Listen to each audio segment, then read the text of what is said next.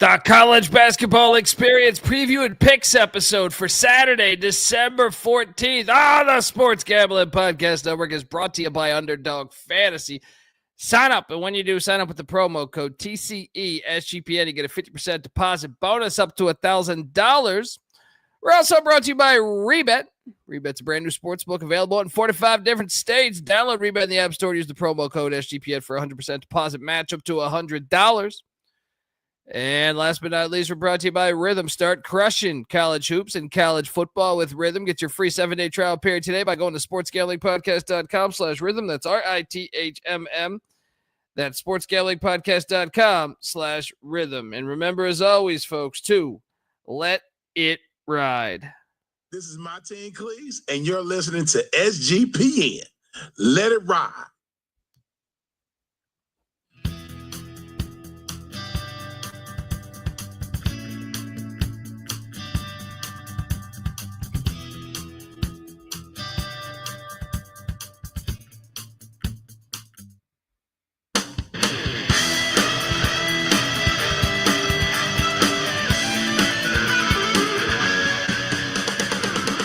Yes, yes, yes. Woo! Welcome to the College Basketball Experience Preview and Picks episode for Saturday, December 14th. I've had this Saturday, December 14th circled since like fucking July, I feel like, or August, whenever those schedules started coming out. So I cannot wait for the games tomorrow. YouTube.com/the college experience. The race to 15K. It's not looking so strong here. We need you to do your part. Do your job. All right. And hit that like and subscribe button. Yeah. I want to introduce myself, but I just want to tell you that tonight, when it comes to tonight, I'll say coaching did a horrible job. The players did a horrible job. We got our ass kicked in that second half. I will also say you can't win. And this is the way I feel right now. Yeah. He felt like shit afterwards. Everybody booing the shit out of me, but he worked his ass off. And I think it's a good time to remind people that sometimes may be good, sometimes may be shit. Because it was really, really, really tough for your boy Pick Dundee tonight. You can't win. Yeah. I'm pretty sure if anything I touch right now, you can't win. If you're wondering who the hell you're listening to, my name is Colby You can't win. Dant, aka Pick Dundee. That's a bad pick. Yes, that's a bad pick. And I'll just play this just to feel good. I'm not even playing. I need to humble myself. I mean, I'm in the middle of a freight train right now. Oh.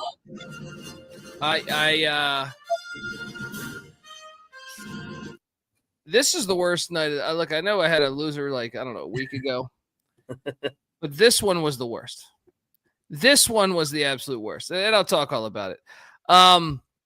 I am joined by my co-host. He is the host of the the Big 12 College Experience and the Ryan and Rush Show. Give it up for former video coordinator for Hall of Fame coach Bob Huggins and Frank Martin, Ryan McIntyre, a.k.a. Money Lon Mac. How are you, brother? They say Friday Night Lights. More like Friday Night Bad Beats. Holy fuck. Everybody, take a drink, and we're going to be here a while. Let's do it. Yeah. Mac tonight. Come on, make it Mac tonight. I mean, what's this smell? You stink. Holy shit. I mean, I just, I got, today, I just, Team speed, for Christ's sake. What else do I have on this slate that could sum us up? I would say if you listen to yesterday's episode, you might be thinking about, say, say about where the fuck is this clip? I can't find it. Right here. What you just said is one of the most insanely idiotic things I have ever heard. At no point in your rambling, incoherent response were you even close to anything that could be considered a rational thought. Everyone in this room is now dumber for having listened to it. I award you no points, and may God have mercy on your soul. Yeah. The fuck is that? I mean, there's just so many moments here where this was a brutal fucking day. I'll be honest. My wife got two or three less Christmas presents tonight. And I mean, it's the way I lost tonight. It's not only the fact that I'm currently, well, I'm just going to go ahead and say we can make it because I did bet the FCS playoffs. We'll talk about that later, but I'm currently 1-8. So if you did fade my picks, great night for the haters. They are 8-1 if they faded me. Hope they did. It was tough. It was very tough. Nights like these, myself, no volume, only 1-1, so it feels all right. This guy coming here, fucking talking shit. Going 500 talking shit. Yeah, you lost the juice, so you lost too. Fuck you. Get back there. Shout out to Rob Donaldson giving us $50. Beers on me. Fuck Weber State. Weber State. Yeah, Oh, I mean, God. Yeah, I mean, I'm just having. This is just. There was a freight train today. Army tomorrow is going to be magical.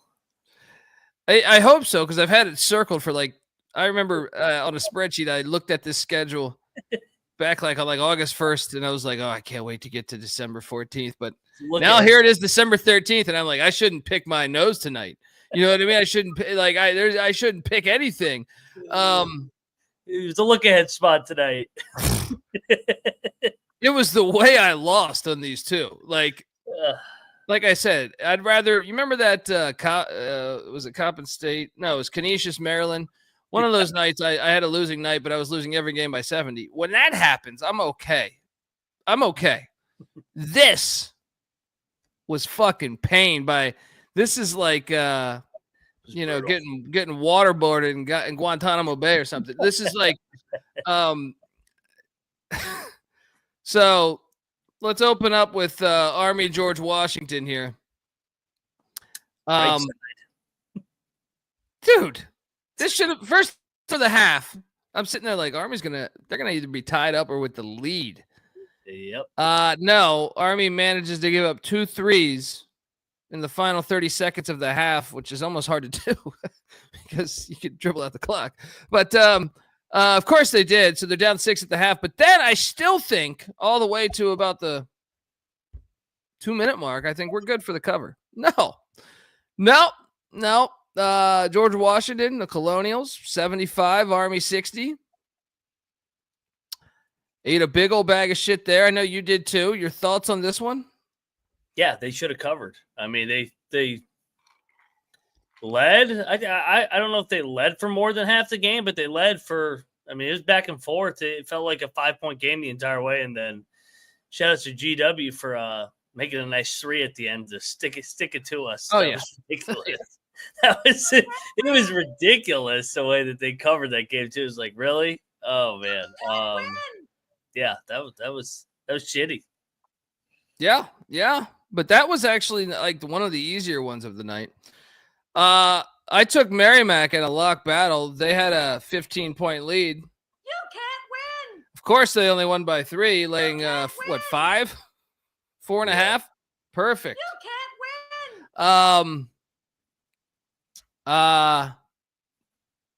Nice lock battle win for you. I hate you, and I think that was complete bullshit. But yeah, nice win for you on a night like tonight. I feel like at least somebody's winning something. We should have battled the whole fucking board so one of us could talk shit. Then I'll get to this next one. Oh my god, dude, this one. At the 6 minute or 7 minute mark, I was convinced Georgia Southern was winning this game outright. Outright. They had the lead at halftime. 6 or 7 minute mark, Georgia Southern, I think, has a 1 or 2 point lead. And from that moment on, Louisiana Tech just took a shit all over Pick Dundee. You can't win. You can't win. Louisiana Tech, of course, they win by 14, and they have it was like a dunk contest the final 2 minutes of the game. They were just like runaways, just like, oh yeah, let's see if I can do a windmill here. Hey, let me throw it off the backboard here. Unfucking believable. Your thoughts? Well, and how many for Georgia Southern? Louisiana Tech wasn't even guarding them the last 2 minutes. They gave up a wide open corner 3, 4 straight possessions. One of them was like 90% down. 90% down, and it still finds a way out. And I'm like, perfect. The same guy missed 4 straight. I'm like, really? You're not going to make one of them? Can you, get out of the game? Can we get somebody in there that can make a fucking shot? I mean, he's wide open. Yeah. Oh, my God. Yeah. That was brutal. It was really bad.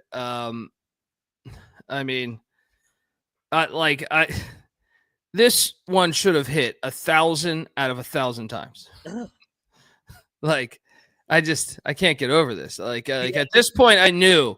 I was like, get me away. I was telling my wife was getting, she could tell I was getting upset. She just knew because, and we do have footage of the books. This is what the books did to me today.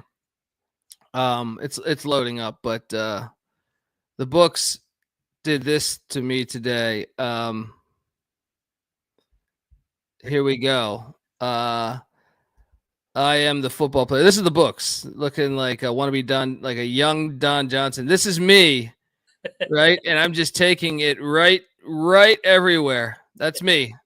That's me. And don't wait. I'll get to wait for this because the final touch here. We'll get to those. Those games will be talked about in a second. But that is me, and that's me too.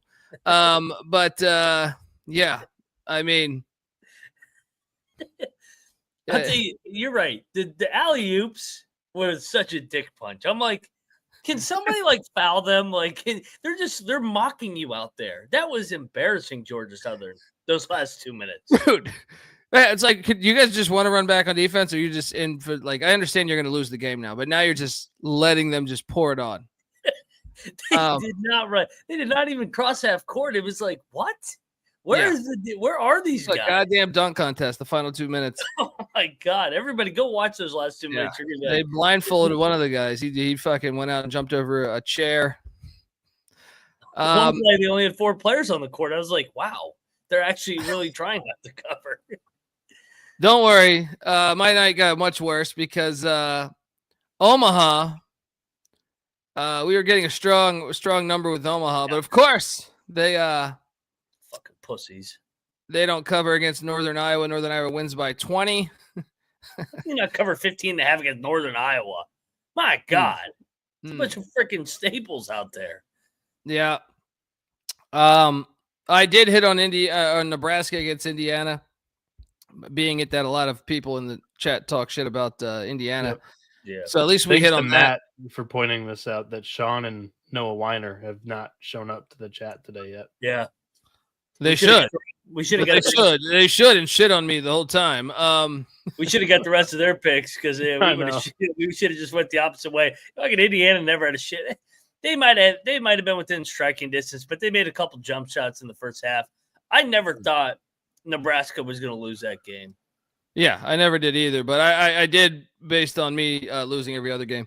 Then I'm not even playing the fucking music for Nebraska. Get the fuck out of here.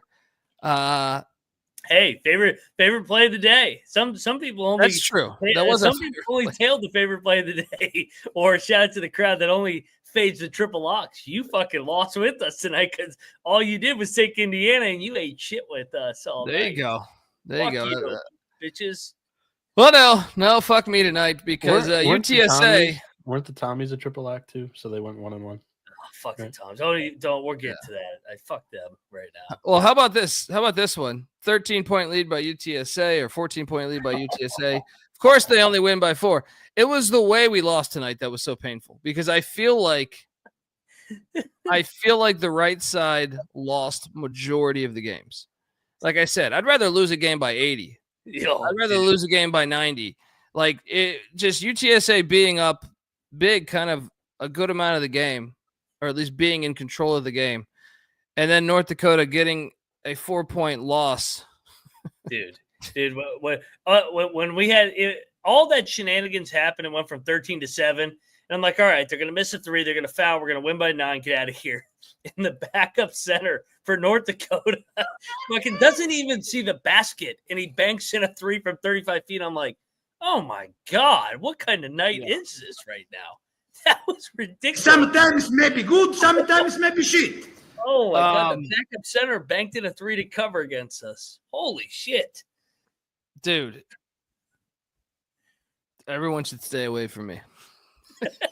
After watching that, I just feel like the poor fucking Amazon driver tomorrow that drops off some shit at my house, says hello. He's doomed. You know what I mean? Like, how come the only blowout cover of the night on all the games was the Indiana game? Fuck this. We lost every 50-50 toss-up game. Yeah. Yeah. Well, guess what? St. Thomas, they had a 13-point lead. You can't win. Of course, they win by 6. Now, this one I don't think was as fluky as the other ones. Yeah. But, yeah, lost this one too. Yeah, the Tommies, they, like, I was telling Noah, they made uncharacteristic, like, mental errors tonight. They missed free throws. They turned it over. It was not sharp staple basketball tonight. It was sloppy. They just went through the motions, got the win. It really pissed me off. Well, don't worry. South Dakota State, I was like, hey, we got this thing down to 5 with what, a minute and a half left? No, of course they lose by 11. A minute. Of course they lose by 11. Perfect. You can't win. I quit. Down 5.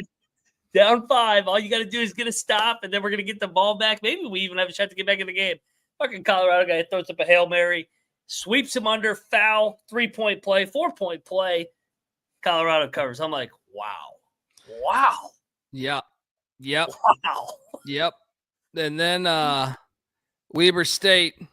Oh, this fucking team. And you brought me on board with this one, but Weber State, of course, has a 3-point lead with I don't know, 45 seconds left. Yeah.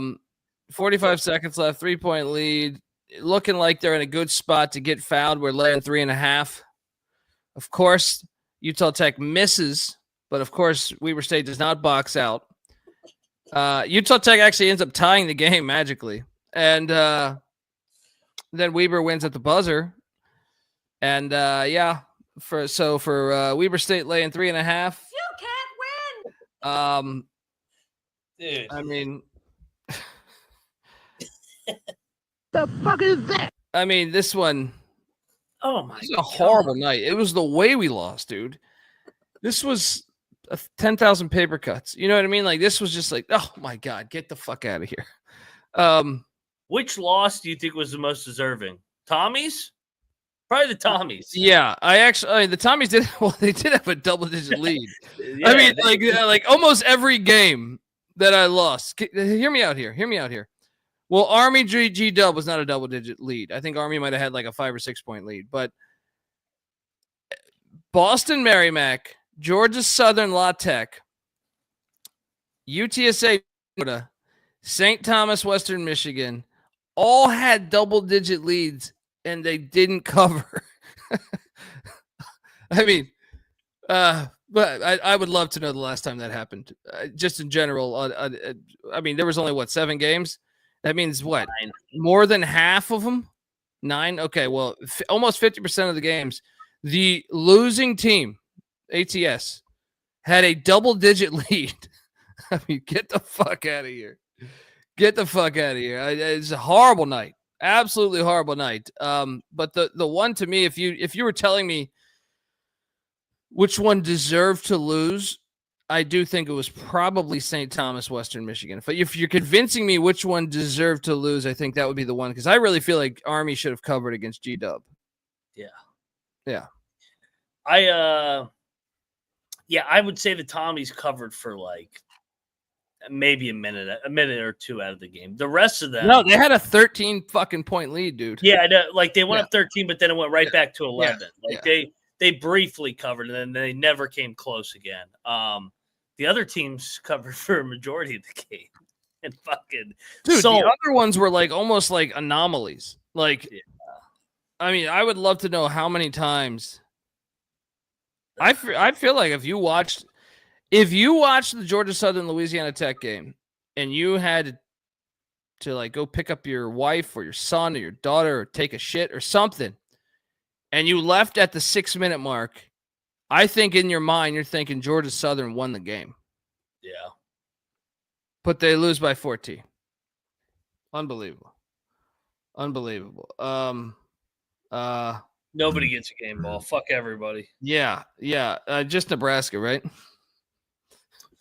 Yeah.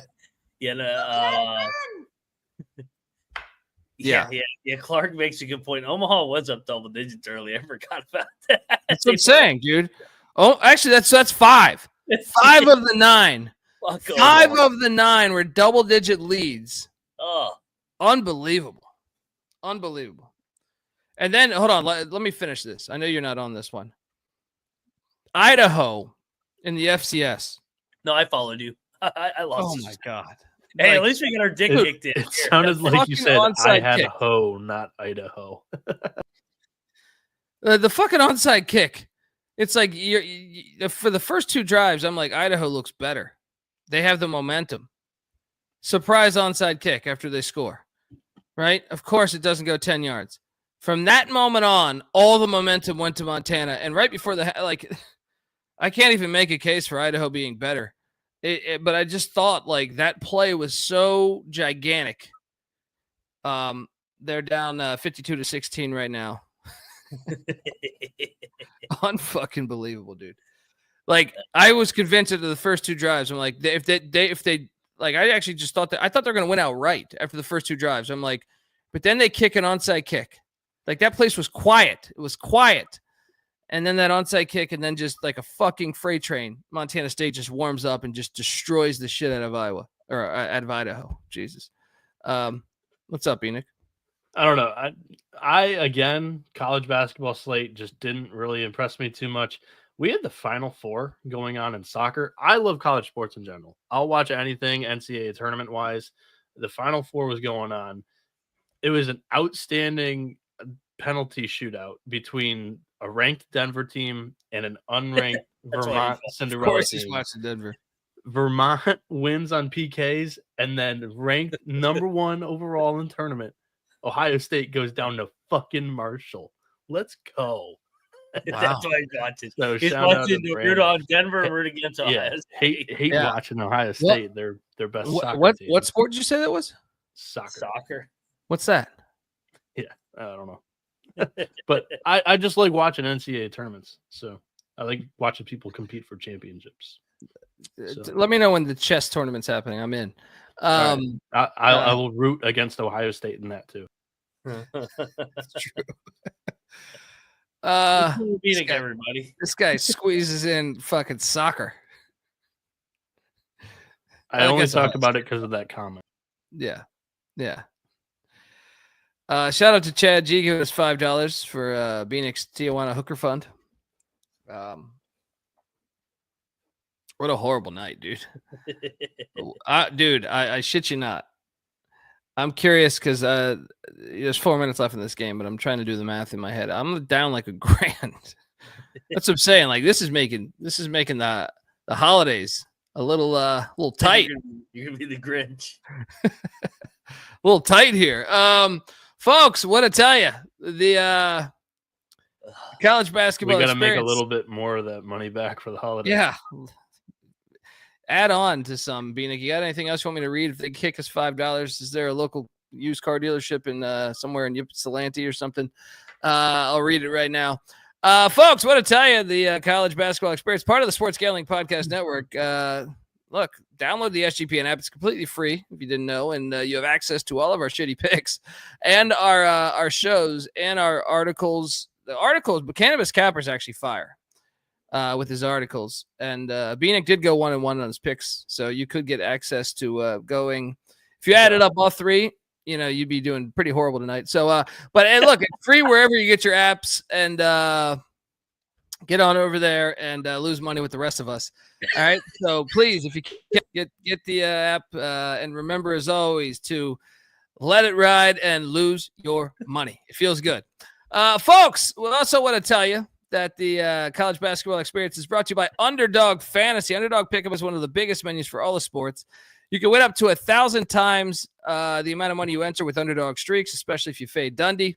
Underdog is always making it easier to win with Profit Boost and Gimme Pick'ems. There's college hoops, college football, NFL, CFL, NBA, NHL, MLB, NASCAR, MMA.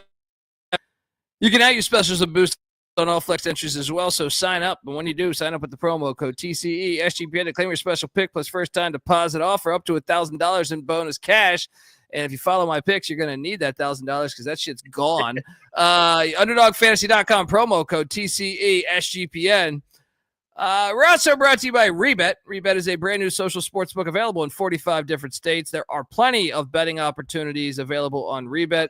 It's easy to use. It's great for people in states with traditional sports books where they may be restricted. California, South Carolina, Texas. You should load up and fade all my picks. You'd be a millionaire. Download Rebet in the App Store and use the promo code SGPN for 100% deposit match up to $100. That's Rebet, promo code SGPN.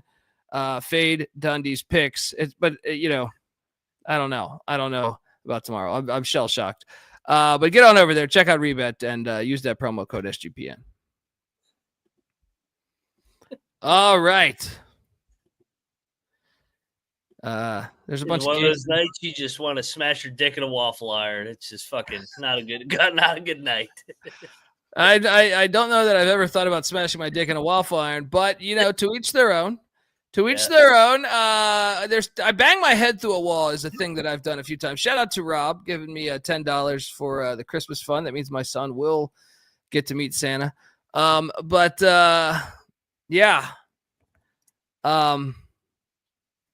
This was a horrible, horrible night, and I feel like Bieniek is force feeding me this game that I don't want to talk about. I don't even want to do the show really. I don't feel like talking to any of you guys. I just want to sit in the corner, stare at the. You got to feel the magic new bottle. Yeah, I'm actually going to kick ass tomorrow because I don't think I've ever had 2 losing days in a row ever in life. But I'm just a little shell shocked seeing Montana State run for 1,000 yards tonight. All right.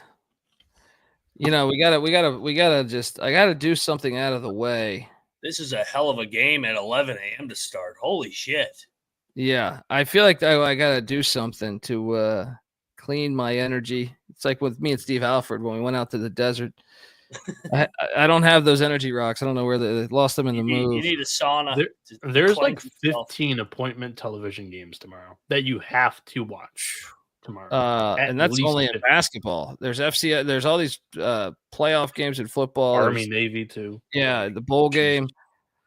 I'm just gonna go ahead and let's see what I can get going here. All right, I'm gonna play this song for positive energy.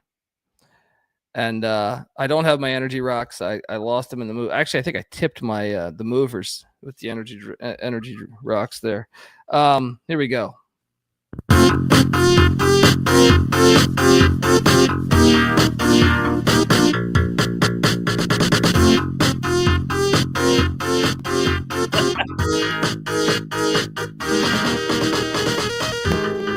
This is Jerry Glanville, and you're listening to SGPN.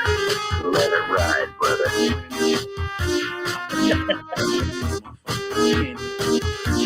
What is best in life? Crush your enemies, see them driven before you. The Redskins want a new stadium. The owner, Jack Kennedy, and he wants an indoor, I heard an indoor stadium. The Redskins cannot play indoors. How can you see what? How can this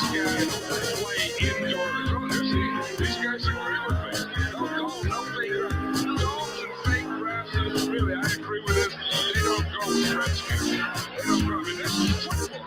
It is. Yeah.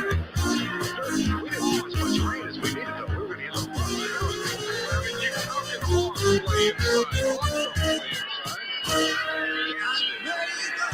Hawks don't play inside. All right.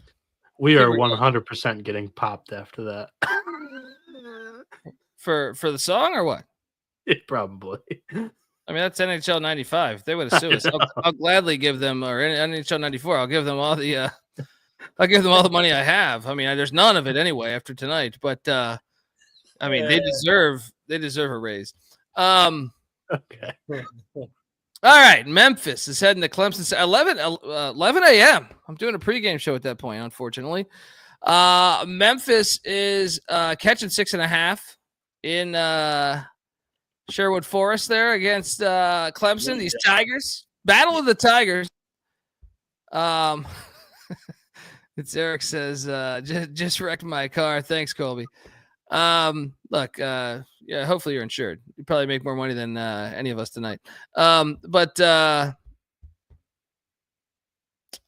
all over Memphis, and I'm going to lock this up.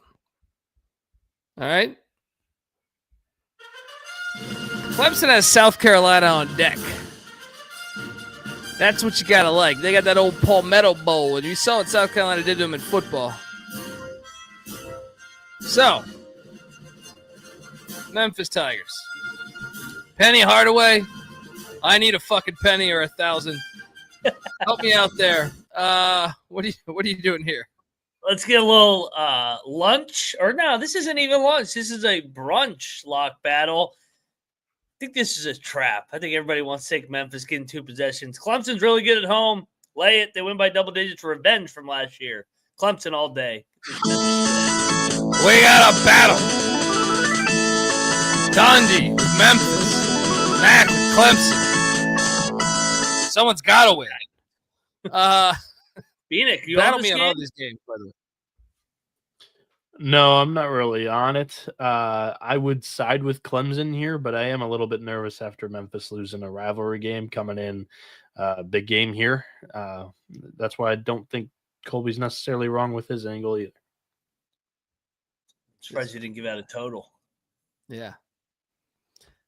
Well played, though. All right. Talk about walking that line. Yeah. I can't wait to watch this game. I'm not going to be able to watch the first half that much. Second half, I'll lock in. Moving along, South Carolina State's heading to Greenville, South Carolina, to take on Furman. You got a line on this? Furman is laying currently 12.5. Fuck South Carolina State. What'd you say? Did I break up? Is my internet fucked? Yeah. Yeah, it sounded like you said fuck South second. Carolina State. Yeah, that's what I thought you said. I was like, and then you go, should I lock it? I go, didn't you just say fuck them?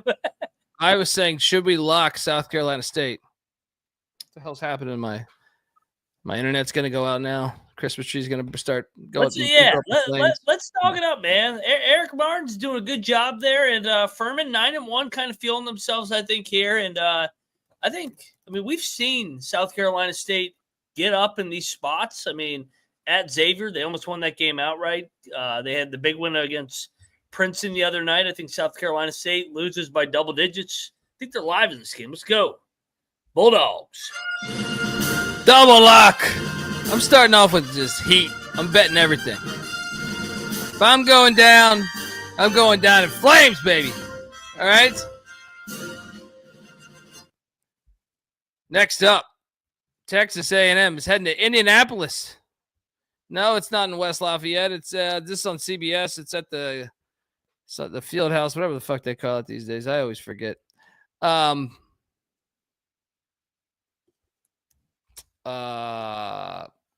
boiler up here. I'll take boiler up. I'm not going to bet this one. I will. Even though it's You're not welcome. You're welcome. Even though it's not a Mackey, I trust them. All right, I'll do it, actually. In Indianapolis. I'll do it. Buzz Williams teams up and down. Let's go. Purdue.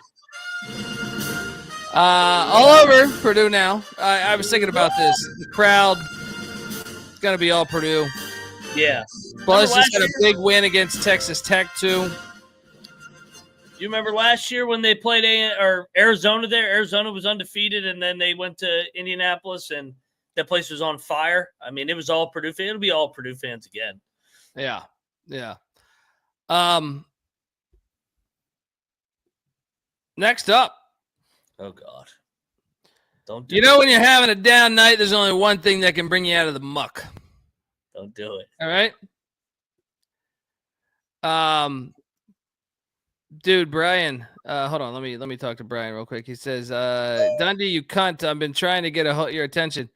Brian, my son is not feeling the greatest. He's been under the weather, so it's not looking like I'm going to be getting up there. My apologies. I want to go. I have tickets, and I'm going to sell those tickets. Yeah, I'm sorry. If something changes, I'll let you know. Folks, we're going to Columbia, Missouri. Well, look, you're having a down night, and there's only one thing that can bring you back. Oh, fucking Long Island Sharks. Are you kidding me? They're going into Columbia, Missouri. Let me tell you about Missouri. It's a state that we should have deleted Missouri a long fucking time ago, all right? And I'm telling you, Missouri just stormed the court against a fucking Jayhawk team. Bill Self talking about best court storming ever. What the fuck was that? I'm all confused. The Sharks and Rod Strickland are, to me, a very talented, very athletic team. I know that they don't have enough money for the goddamn United Airlines flight, but we're taking the Greyhound bus into Columbia, Missouri. And we're going to take this little Tiger team. Remind me of Tony the fucking Tiger, that bullshit Frosted Flakes. All right, I just take the same, what's the other one called without the sugar? It's got the fucking chicken on the front of it. You know, the cornflakes. You take the fucking cornflakes, you sprinkle the fucking sugar, you get Frosted Flakes. There's no reason to support Tony the fucking Tiger. And I can tell you this, the Sharks are swimming heavy tomorrow. 27.5. It's insulting. It is disrespectful on this Shark team. And I can tell you this, Tony the Tiger never beaten fucking Peter Lucas a day in his life. All right? A lot of Tonys. Never Tony the Tiger. Never Tony the Tiger. Get this bullshit out of here. All right, Columbia, Missouri, a dump until the Sharks walk in, and then it's glycerin. Give me the Sharks. Lock it up. Sprinkle a little bit on the money line. What are you doing here? I'll lay with Missouri, no bet. You're fucking laying it against my Sharks. The disrespect. That was their Super Bowl the other night against the Wall. Now they're going to get Missouri just beat fucking Kansas. Missouri just won their Super Bowl. Yeah, they could Big 8 battle. win by 35. I'll help Colby's angle in the handicap here.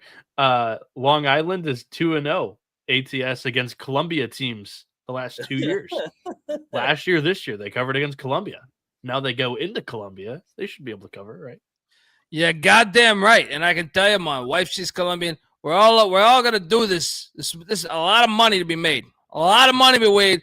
Don't be afraid of the SEC name. Oh, they're having a great season. Well, so are the fucking Sharks. ATS, they had that little rough patch. Thanksgiving weekend, but hey, we all have a rough patch. You meet with family and they start talking fucking politics. You know what I mean? Next thing you know, your sister-in-law is bringing over some bullshit stuffing. You know what I mean? I like stuffing, but sometimes they get all cockamamie with this shit. All right? Yeah, I'm telling you, 27.5 is gold. We just fucking found gold. Delete Missouri from the fucking United States. Give that shit to fucking China. I'm telling you, Long Island swimming heavy. Let's go. Lock it up. Have they played in the Midwest so far this year? The Midwest is nothing. All right? Long Island can handle everything. All right? There's a reason why they call it a fucking flyover state. They played at Ole Miss. It's close enough. Yeah, those fucking pricks. But anyway, yeah, this is a great spot. That night. That was bullshit. They started bringing up all this shit. Food poisoning, man. You ever chicken on a stick? Fucking chicken on a stick at the gas station is the best you could do in fucking Oxford. Western Illinois is heading to Vermilion South Dakota. They're hosting a playoff game in football too. What time's that game at? What's that? What time's that game at? The football game, I take it. Are you asking for the basketball or the football? The basketball is at high noon, which would be what, 11 a.m. over there? Or no, 10. Interesting. They did that on purpose then. Yeah. The football game is at 3, which is 1 over there. Oh wow, I kind of like this. I see the football angles were good last weekend. Yeah, last week you faded them, but the double ups in FCS playoffs went 3-1 ATS. Last week though, I felt like a lot of the basketball games were after the football game. They were. This is before. Makes you think about this a little more. But Western Illinois is ass. I'll lay the 8.5. What are you doing here? Brunch spot. Give me South Dakota. Coyotes at home. Lock it up. I'm not locking this game. The Coyotes are my team, baby. I laid it out. They're unbelievable at home. South Dakota rolls tomorrow. Moneyline Mac, lock it up. Lock it up. These Coyotes minus 8.5. I think I see a better number out there for the good people. I think you can get an 8 right now. Moneyline Mac, lock it up the Coyotes. I'll take the Coyotes. No bet. Get the hell out of here. Next up. Whoa. Coppin State is heading to State College. You got a line on this? I couldn't find a line on this earlier. This is not a football spread. It is 38.5. And I think we got to lay it because Penn State's coming off the Rutgers loss. I really think you got to lay it here. No lock. I agree. What are you doing here?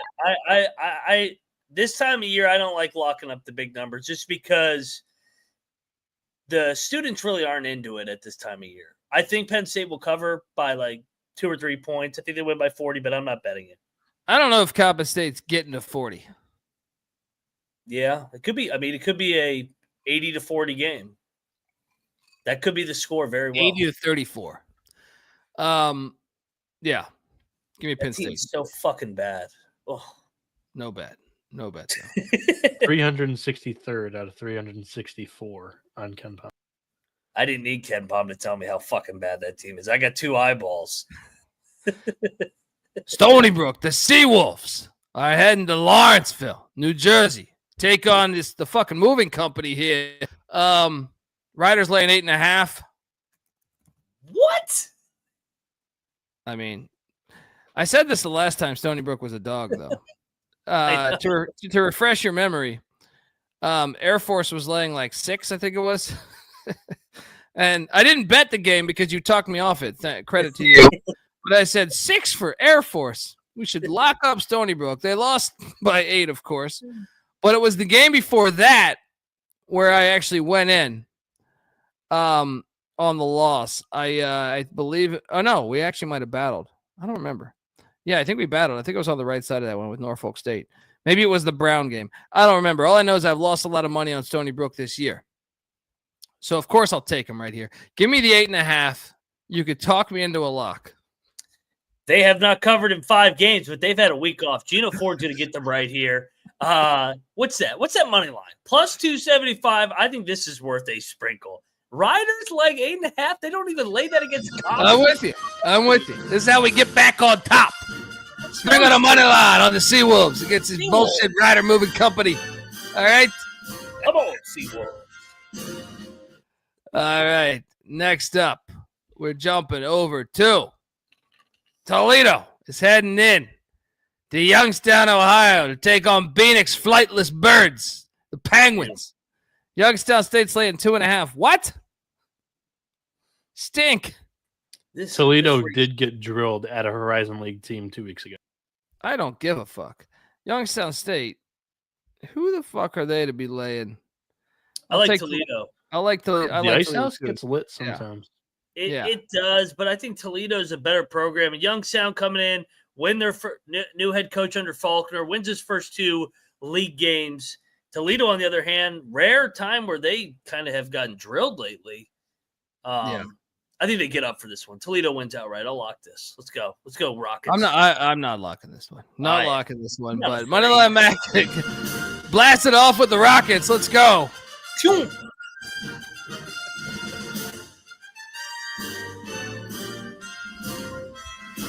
Wrong team favorite. Yeah.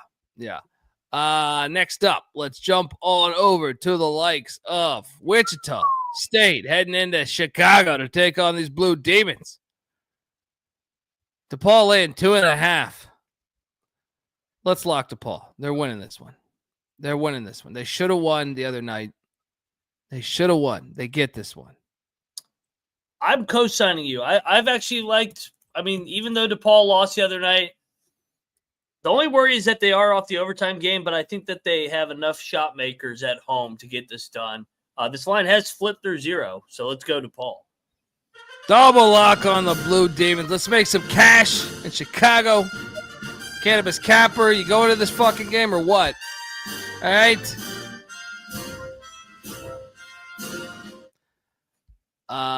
Next up, Maine is heading to Buffalo to take on Canisius. What's this line? I want to say Maine was laying like 7, or they're laying 8. Ugh. That's a dead number for me. I'll take Canisius in the points. No bet. Maine's my squad too. They are, and they're off a what's it called? A bye game outright against Duquesne, right? Yeah, they're an outright win as a dog. Now they're going to a back-to-back road spot laying points. I'll take Canisius, but I am not betting this fucking team. No, thank you. All right, let's go to neutral site territory where Auburn is in Atlanta, which actually is not that far from Atlanta if you know your Alabama geography. Where the Ohio State Buckeyes come in. I expect Bieniek to be locking this up, but Auburn's laying 11.5. I'll lay it. I think this will be an Auburn crowd. So we got to handicap the crowd here because it is a triple header. No, but this is the first one. I think they'll be empty after this game. How many Florida fans will be there? Not many. They're not like.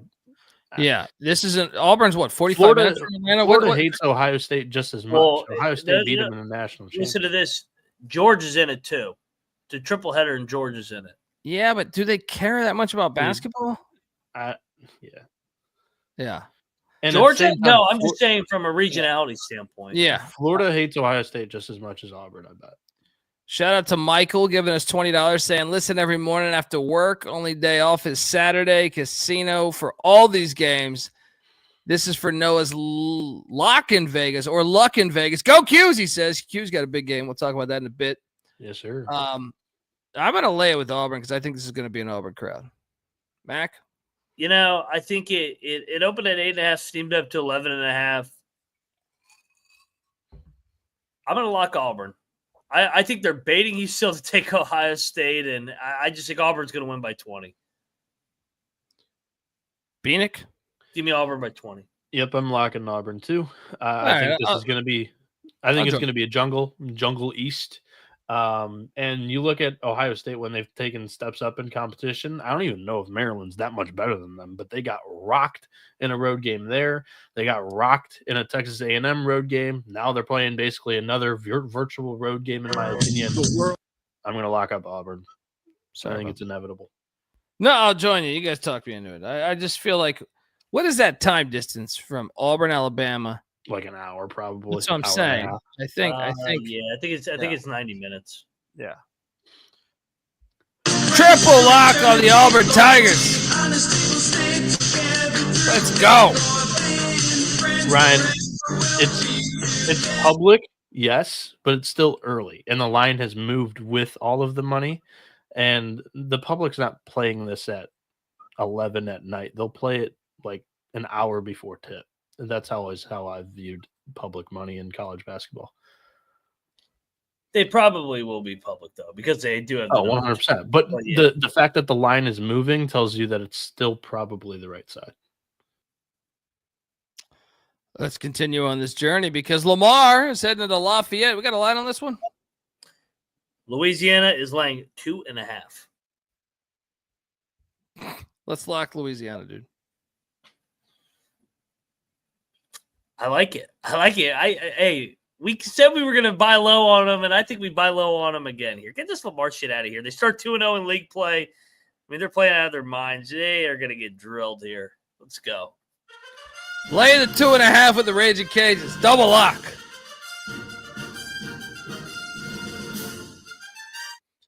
All right, next up. ETSU heading to Jacksonville to swim with the Dolphins. What's this line? ETSU, I think, is laying 2.5. Give me Jacksonville. No lock. What are you doing? Give me ETSU, no bet. I think the number's right.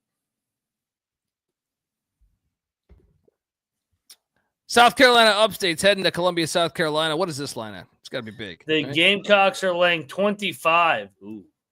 Give me Upstate. And I actually, fuck, dude. Should we bet Upstate? I was just looking real quick just at the history. I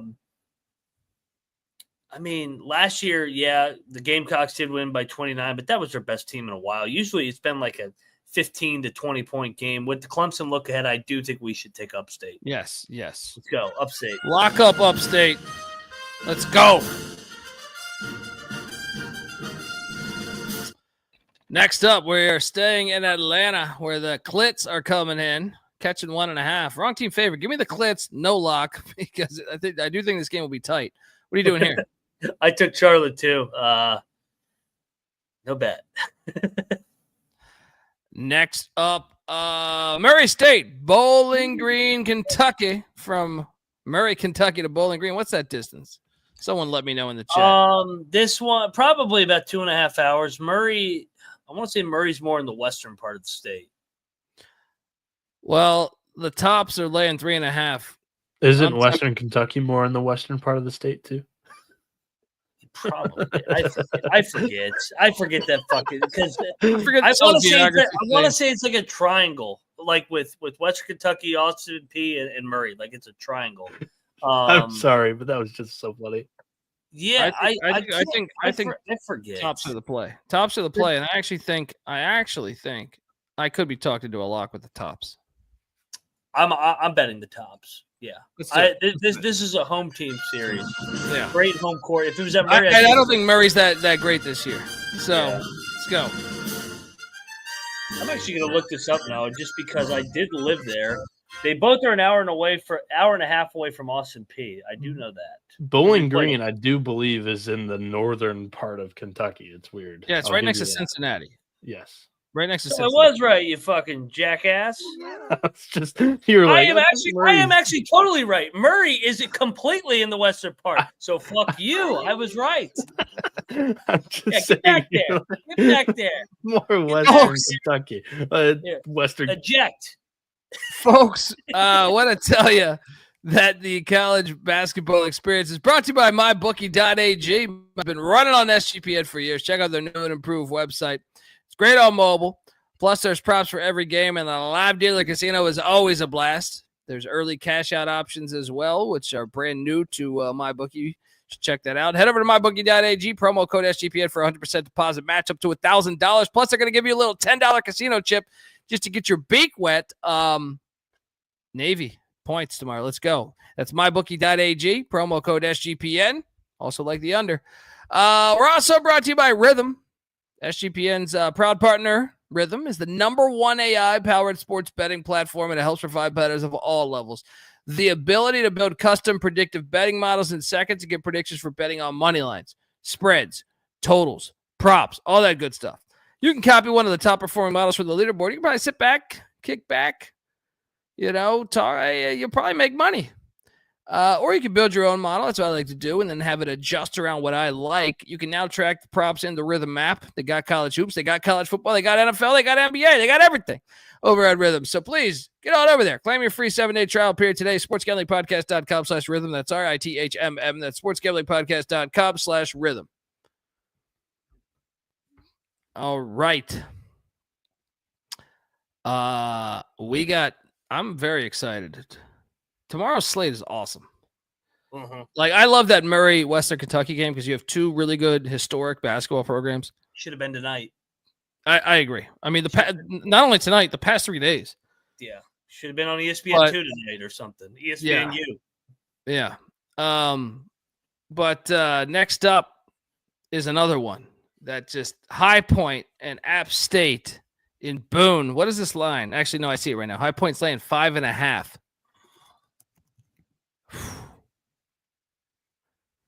I actually think we should lay the 5.5. I actually think you could talk me into locking this. I think everybody's going to get tempted with App State because of the home angle, but I do think High Point is finding their identity. Took some lumps early in the year with the expectations, but I like High Point. Yeah, I'll lock it with you. I think you can get 6.5 too. So on the right side of 2 possessions there. No, but I want 5.5 because we're taking High Point. Myself and Mac are locking up High Point.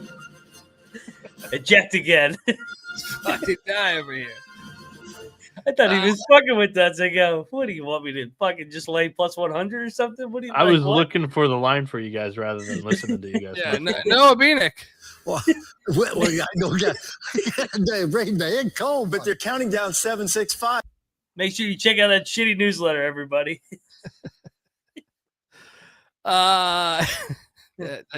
It was funny. I did see. I thought I saw like the NASCAR Gambling Podcast on Twitter repping the newsletter, and I looked for Noah underneath it, or I looked for anyone in the chat.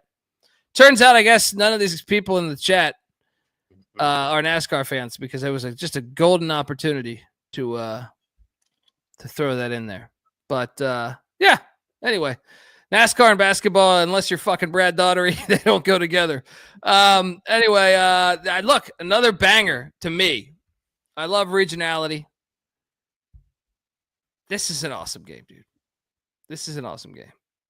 I feel like if my son if he was just feeling a little bit better, I'd be going to this fucking game or the game in app. Western Carolina. Shout out to my guy Weehawk. Or the Army Navy game.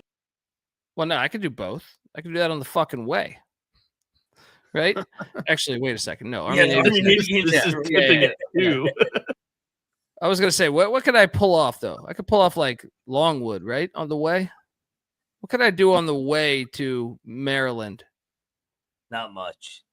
No, you haven't been to that fucking shithole. Oh no, I have been there. It's been a while. You got to wait 10 hours to fucking just park your fucking car, and they charge you $20 to take a goddamn piss in that. I went to the fucking Virginia Tech Boise State opener there, and I also went to. You remember that Eagles game where Michael Vick and the Eagles just on the first like 5 plays of the game threw like 80-yard touchdowns? Yeah, I was at the game. I was at that game too. Game too. Yeah. This is a good point too from Clark. Sorry I didn't catch this during the game when I was looking for the line, but that High Point App State game's in Greensboro. Well, I like it even better then because High Point's located right there. Even more of a reason. Yeah, that's another thing is today's schedule is a fucking pain in the ass, man. They do have a bunch of many neutrals. That's what I'm saying, dude. The college basketballs need to chill. They need to chill with this shit. It's too much. It's too much. What's this line? I think it's 8.5 for Asheville. Yeah. No, we got to take the Cats. Asheville's not that good this year, dude. But neither is Western Carolina. It's 8.5, but this is like 40 minutes apart, right? I'll take the 8.5 all day. All right. I like Western Carolina. Yeah. It's a big number to lay with Asheville. I mean, I faded Asheville when they were favored against, who was it? Central Arkansas, around the same number. They won outright. They lost outright. Hang on. Omar Brown, I appreciate you tuning in, bro. But I love your show, but y'all are so biased and cost people a lot of money because of it. Stop giving your picks with your feelings. Buddy, that's on you.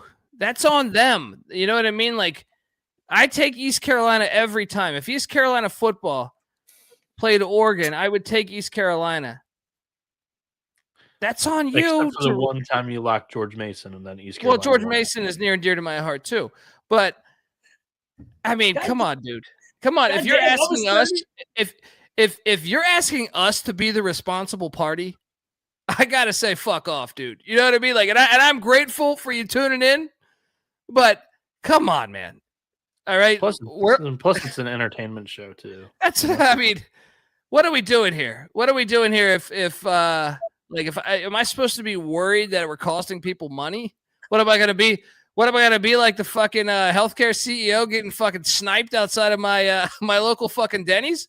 Right? I mean, come on. Lord. Watch out. There are some maniacs. It's okay. I've lived a good fucking life. All right. But still. That There's one a guy, Luigi that one for guy every that always Mario. leaves comments will he'll try and shoot you with his keyboard because that's as tough as that fucking snowflake is. I forget his name. Yeah, dude, I'm 30. I was 31-15 going into the night. I gave back a little bit of my winnings. I was having a hell of a week. God damn, the other night I was like fucking the thing is, like, look, we've done this fucking thing for years. We try to forecast the games. How many times do I have to fucking say this? If I got every game right, you would never hear from me ever again. I like everyone in the chat. I enjoy this outlet. I love college hoops, but guess what? I love just watching college hoops. All right? If I hit every fucking game, I would never talk to you fucks again. And that includes Noah and Mac. Who I value as friends. I would just be like, no, I'm sitting here in Bora Bora, not taking that fucking phone call. It's just so dumb. Like, and I appreciate you for listening. Like you said, like, great show. I'm thankful, but the responsibility is on you. We're forming our picks, right? So then adjust accordingly. Adjust accordingly. You know what I mean? I don't know. I don't know what else to say besides that. Like honestly, I mean, I try my best on this, but obviously, you know, and obviously I have data to prove that I'm actually somewhat good at my job. But at the same time, you know, it's not like some Vegas Dave bullshit. You know what I mean? Where we're charging $500 for picks and he doesn't even know who the fuck the starting running back is, right? Like, it is what it is, dude. You know what I mean? Take it or leave it. And we're fans first. Colby's always going to bet against NC State. Mac's always going to bet against Pitt. I'm always going to bet against Ohio State. You can count on that. Yeah. You know? Yeah. I mean, showed discipline the other night, and I did not lock up EKU. So I showed discipline on the ECU front. Didn't lock up ECU. That should be a lock win. To be honest, not locking your favorite team. Dude, I went 1-8 tonight. I fucking feel miserable. All right, not because of the chat, because of the fucking bank account I look at, or the the account I look at online, and I see how much money I lost. So I mean, like, if you think we're faking it, I just don't give a fuck. You know what I mean? Like, I don't. Yeah, I'm sorry. Shout out to the 400 of you watching live here on YouTube. Hit that like and subscribe. We're shooting for 15,000 subscribers before New Year's. And to the 830 of you that listen across all platforms, we appreciate it. Yeah. Yeah. Hit that like and subscribe. And I mean, I'm not trying to shit on the guy. Like, more power to you, man. Like, I appreciate you tuning in. But if you think I'm gonna be conscious of the listeners' money, no, I'm not. I'm gonna tell you what I'm betting. And if they follow, they follow. And if we lose, we lose. If you came here to get your ass kissed, this is the wrong fucking show. Nobody's kissing anybody's ass on this fucking show. Fucking be a man and bet whatever the fuck you can bet. If you lose, take it on the chin like a fucking man, like all of the rest of us. 2-7 tonight. Yeah. I'll wear it. Next. EB Steelers. Shout out to EB Steelers. That's my guy. He asked why I moved to the East Coast. Well, it's a little bit of everything, man. I have a son where you have to start paying a little more attention to your finances. I can't just get, pissed drunk and spend $500 in Koreatown on Korean barbecue and then walk into a high stakes poker game. I want to do that. I really miss it too. But it was a little bit of that. Also, my parents are older and my pops isn't doing the greatest. So it was like, he only has a little bit. My dad doesn't fly. He's never met my son. So it was a little bit of that. it mixed in with that. Thought, hey, I could save some money by going to the East Coast for a little bit. So that was the reasoning there. Let's continue on this journey. All right. Next up, fucking Dartmouth is taking on Lowell. 11.5.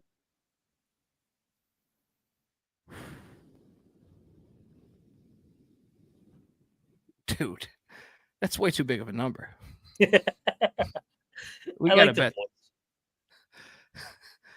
We gotta bet. I don't know. Last game was a sleepy game for him though against LIU. Yeah. I'm taking the points. Check the picks page. Check the picks page. Yeah, this is a sneaky one. Next up, Queens heading to Boiling Springs. Take on what's my guy Eddie Lee Wilkins, alma mater, Gardner Webb.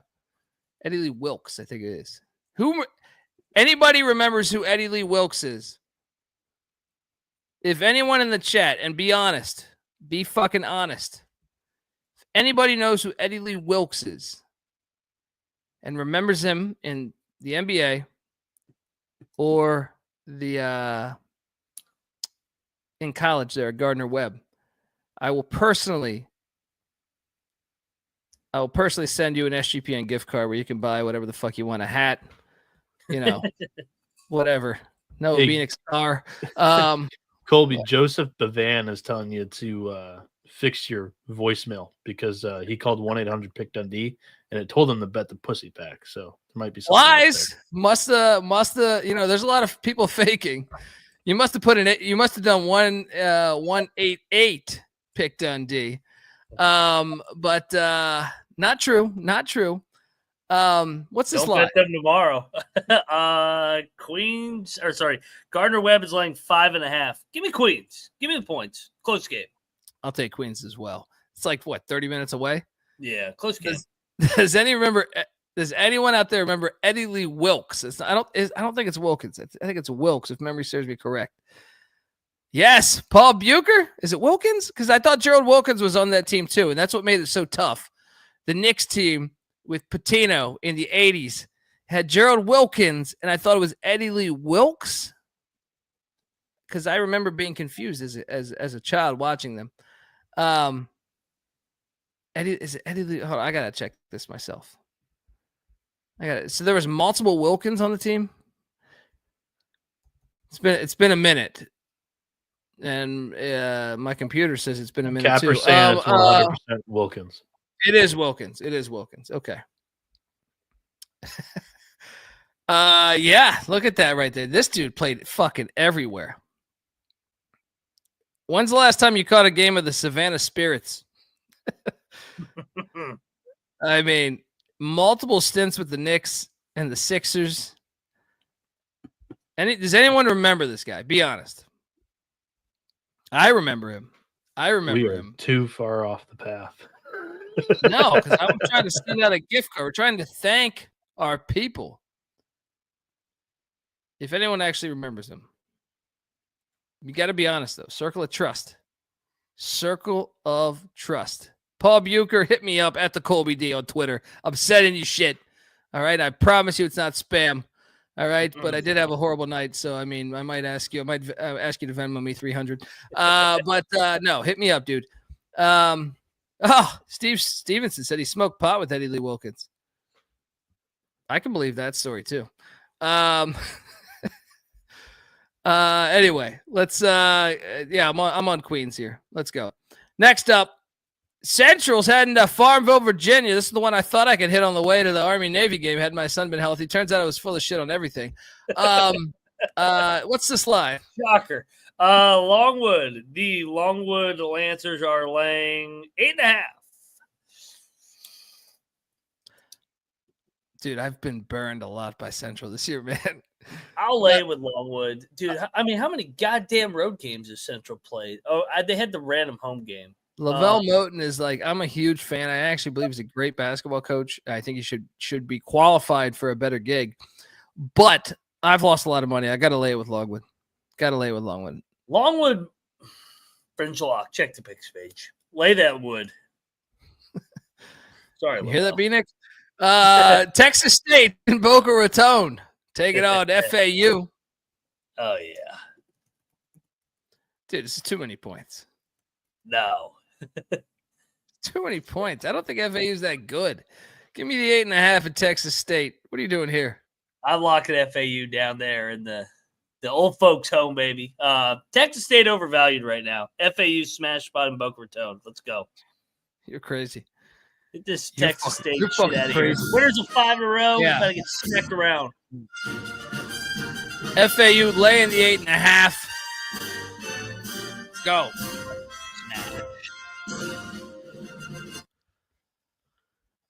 All right.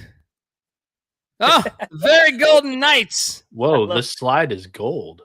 Yeah, super Why gold. does he do that every time? That fucking guy. Yeah, it's crazy. It's crazy.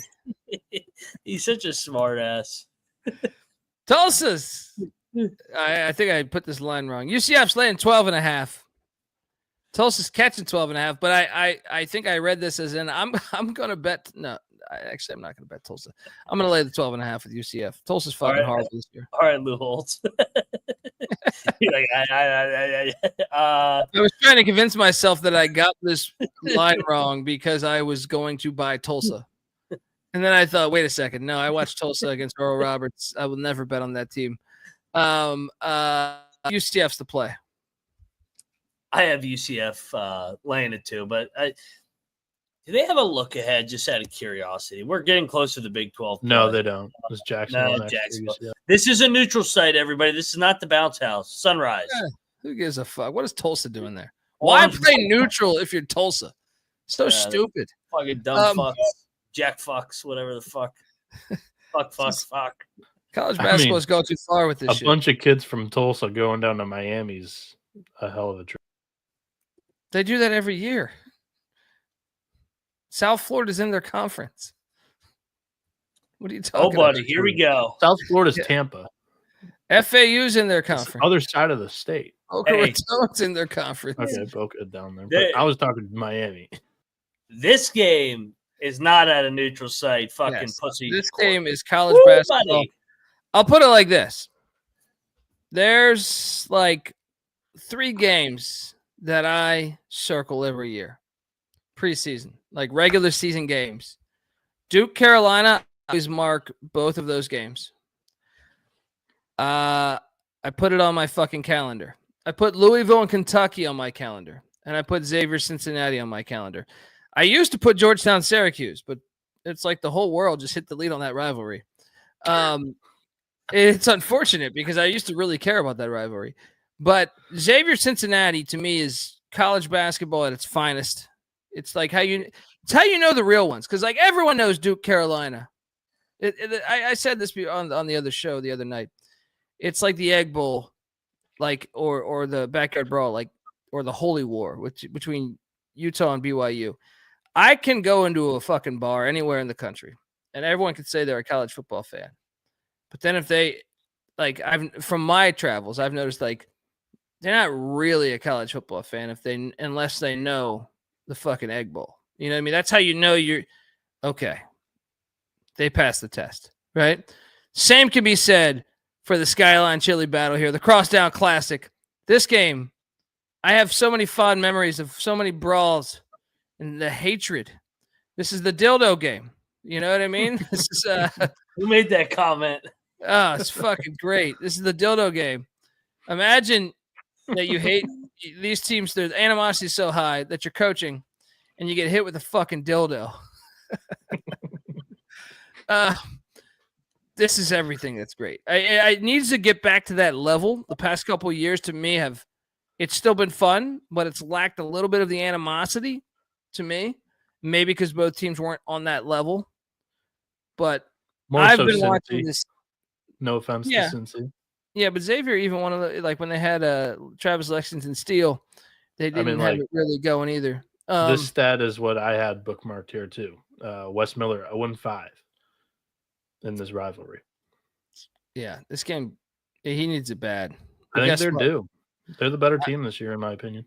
I don't, and I'm going to lock up Xavier plus 7.5. It's just a rivalry game. You just gotta Wes Miller may win the game, but 7.5 is fucking gigantic. It's like the Navy spread. It's like I can't do it. I totally agree with you. You're locking Xavier? Nope. What are you agreeing with then? I agree with you that I think 7.5 is way too many for this rivalry game. And since he's gonna their cheeks are gonna get clenched at the very end of this game, and they'll probably choke away a cover, is how I see it. I honestly like the under.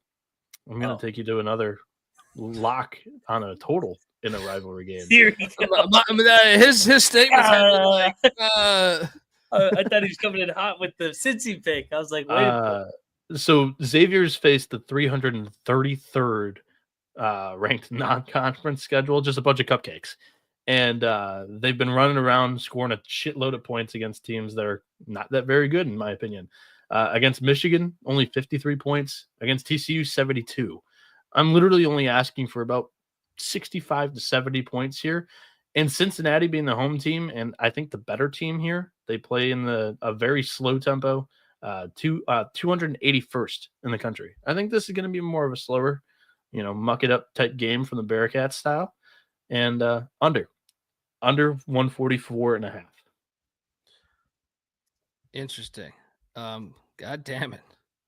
Hold on. Show this. By the way, you can get a +8 on Bet Rivers over there.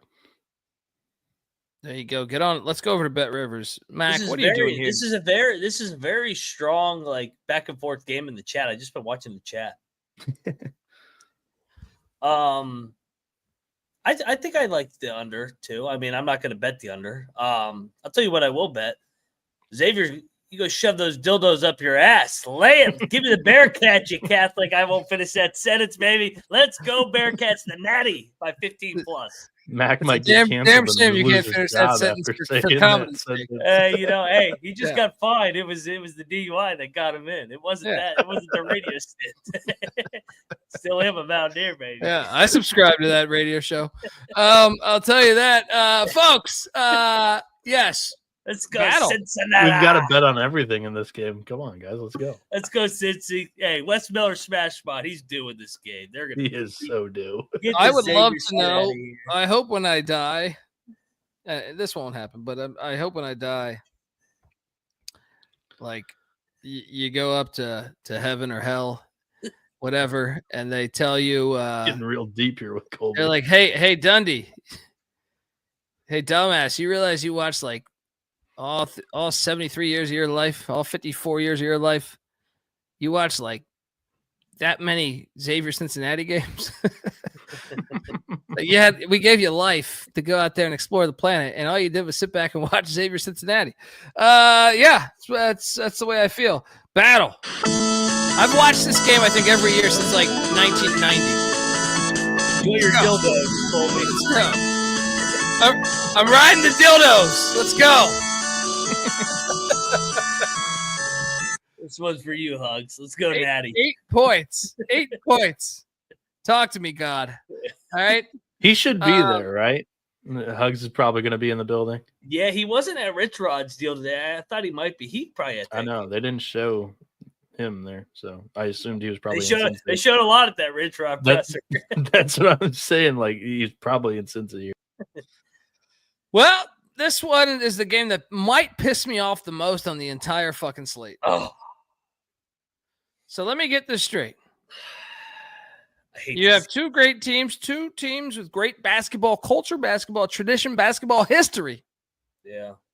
And you could play this. Butler University. Where's that located again, Mac? I've been to Butler, but just it's in Indianapolis, right?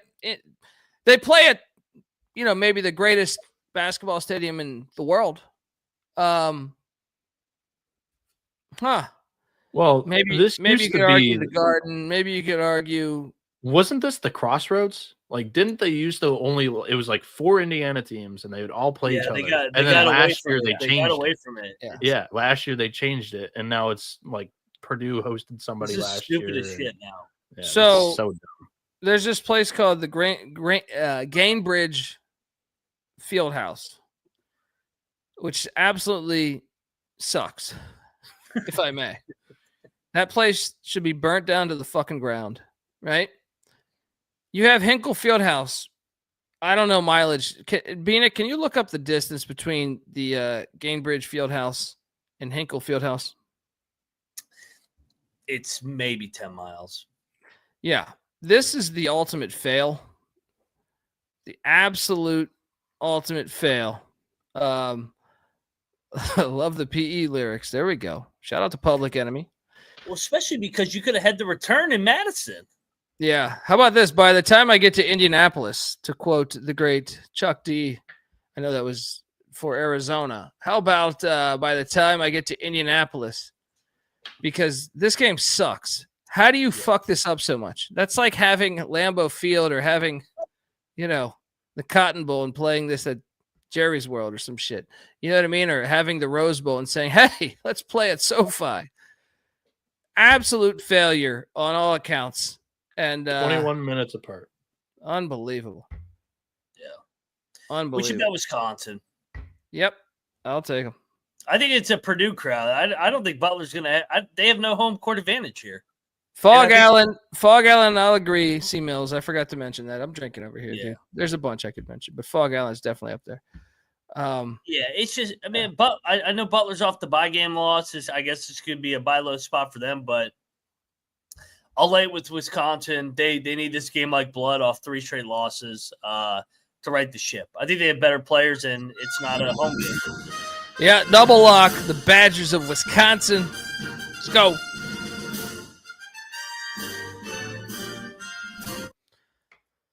All right, next up. There's that rivalry game. I used to love this game. Dude, this game used to be the shit. I used to go out of my, this would be another one that I would pinpoint in the preseason. Yeah. Honestly, this is one that to me was okay, so we just talked about the crossroads. I'm at a crossroads where I talk to people that love old school college basketball, which I get. And I know we've said on this show, I believe today's game is actually better than 1990 or 1987 or something. The only reason I state that is I believe it's deeper. I think the portal, the NIL era has helped teams. And I believe just in general, the sport of basketball in the world is better. It's played better. There's more people playing it than ever. So, but I also see, I have that a little bit of that sentiment in me of because I feel like every time I get in an argument, they're do you remember Georgetown, Syracuse? That's one of their first ones they mention when they say, get the fuck out of here with college basketball being better now. And I go, yeah, those games were awesome. You know what I mean? I really miss that. Those games were fucking awesome. Derek Coleman against Alonzo Mourning was incredible to me. You know what I mean? I remember all these games, and I miss that. But I'll be honest, in my opinion, this rivalry's been ass for the past 10 years. Dude, it's maybe on the ACC network this year. Maybe even longer. This used to be on CBS, or this was a big-time game before. Yeah. I actually think Georgetown's going to win this one. I think they're going to go up there. I think they're the better team right now, and they're better coached. I think Georgetown gets it done at the Q's. Let's go. What are you doing? Yeah, and they got the first road game out of the way. They went to Morgantown. They actually played pretty well for the most part. They hung in there. The Coliseum was just too much for them at the end of the game. Last year, Syracuse went to D.C. and won. I think they returned the favor. I'll lock up Georgetown. Ed Cooley gets it done this time. Woo! But yeah, this is. I'm not locking this. Oh yeah, Ed Cooley. This is his first signature win. I know it's Syracuse and they suck, but in terms of the rivalry, it still means something to Georgetown. Moneyline Mag locking up them dogs. Dude, this sucks that it's on the ACC network. I saw that. I was like, what? How is this game on the ACC network? This is a Big East rivalry. How did they let these things happen to these universities? Obviously, John Thompson's death, the great John Thompson and Boeheim. But, I also think Syracuse, when they joined the ACC, they lost a little bit of that edge. So 100%. Yeah. Jerry Davis, I disagree 100% with you, man. if you think NIL and portal are good, he said, can you show that clip or show that comment, Noah? I just think people are delusional if they think, and that might include you, Jerry. I don't know. I mean, like, do you realize what the shoe companies controlled before? Like, yeah, it's crazy. Like BYU would never get the number 1 recruit in the nation. How is that? They were paid before, man. Like, I don't like the portal. I don't like the way the portal gives like the strength portal. to mid majors, though. I understand the portal. Evens it out. Yes. Not unlimited transfers, immediate eligibility. I'm okay with that. There I are do some agree issues with the portal, but I Yes. totally understand the positives and the negatives of it, and I think it's good to have. I just think, like, I get in these arguments all the time on social media with the hardcore football fans, the college football fans too, of like, and they're traditionally, from my experience, they're mostly like SEC, like an old Alabama fan that's been loving Alabama forever, or LSU or something. And my argument for that is like, okay, I understand your side because you were always paying the player. Guess what? Indiana wasn't. Yeah. Guess what? UNLV wasn't, or whatever school wasn't. I think it's just okay. I mean, yeah, it's completely ruined bowl games, but bowl games were stupid from the start. That's not on NIL and the transfer portal to me. That's on our generation not owning up to playing in the sport that they love, which I still think the generation playing right now is completely in the wrong with that. But it's also on bowl games are a dumbass idea from the start. Have a long ass playoff, right? I'm totally with Rob on this one. Like, I agree. The portal is a net positive, and there are some regulations that should be had. The one rule that comes to my mind is the one that Mac just said was, more than 1 year transfers, like just one transfer, and then after that, no go. The only exception is if your coach leaves. That's the only time you can transfer a second time, is if the coach leaves. Yeah, and I'd be okay with that too, but I just feel like the sport is way better. Like, I think people are just naive. They're living in their own, like, they think the game was super clean. Have you noticed who's against NIL and portal now? Yeah. SEC football fans, because that's what I'm saying. Well, even college basketball, like a Kansas fan, bit from the little dynasty. A Kansas fan or a Carolina fan, they actually believe their program was like, they're like, no, the game was clean. Everybody did everything right. And it's like, no, this John shit Wooden has and been Coach K happening. were the 2 biggest cheaters of all time. Yes. They just never fucking got caught. Yeah, even John Wooden. NCAA John Wooden was cheating. It's like you're delusional. You're fucking delusional if you don't think that millions were involved before. Or I know in 1960 that it wasn't millions, but it was a shit ton of money. It was basically like millions at the time, right? But I do think the sports, in my opinion, and like I said, I've been a fan my whole fucking life. I think college football is better today, with the exception of the actual rules, like tackling, right? With the exception to tackling and shit like that, and maybe some conference realignment, which definitely I would agree with. I would also want to comment on Stan Klein's comment here. The portal has killed mid-majors. I totally disagree. Yeah.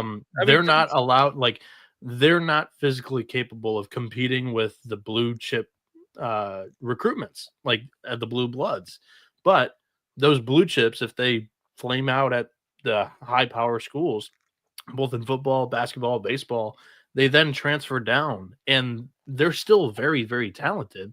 They just need a fresh scene. And then sometimes new programs can tap into that. There's plenty of examples of that. In my opinion, the only people that is killed are the blue bloods, because they were the only ones playing by the game back in the day in the SEC football.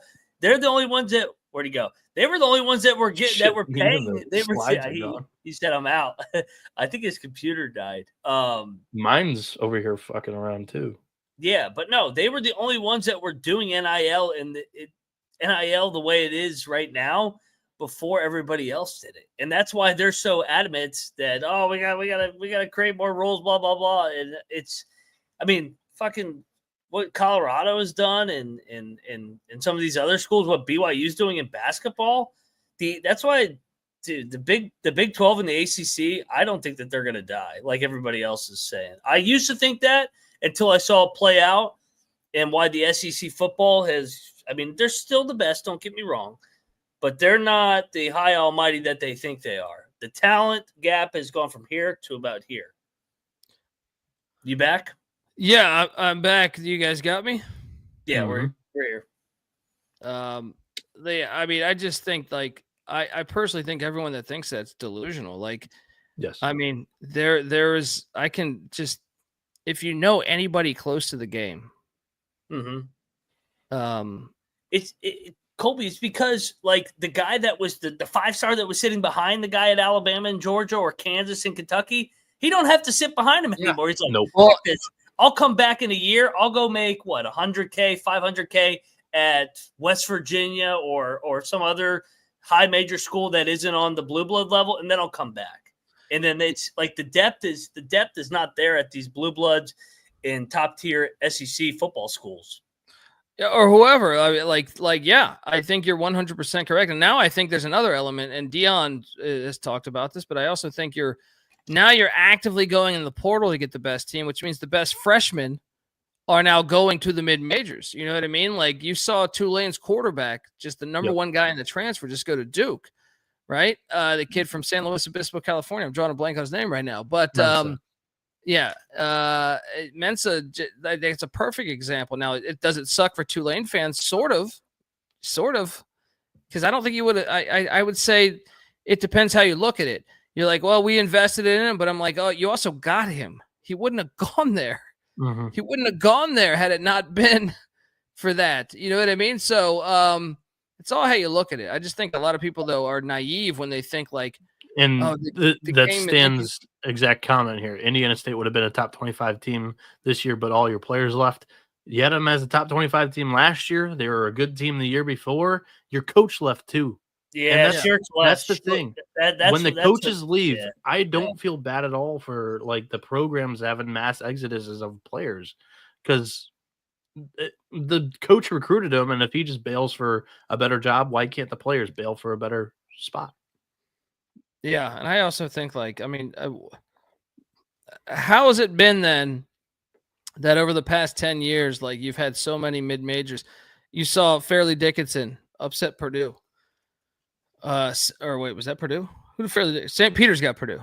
Fairleigh Dickinson. No, they both got Purdue. We got Purdue. Okay, like you had the Loyola Ramblers run to the Final Four. You know what I mean? Like all of this is in the portal era. Yep. I just think the Loyola Chicago was just before it. No, but players were still hitting the portal then, right? That was 19 or 18, 2017, right? Is it 17? It was right before the portal, but UMBC was the year before. UMBC over Virginia was before all the. That was 2018.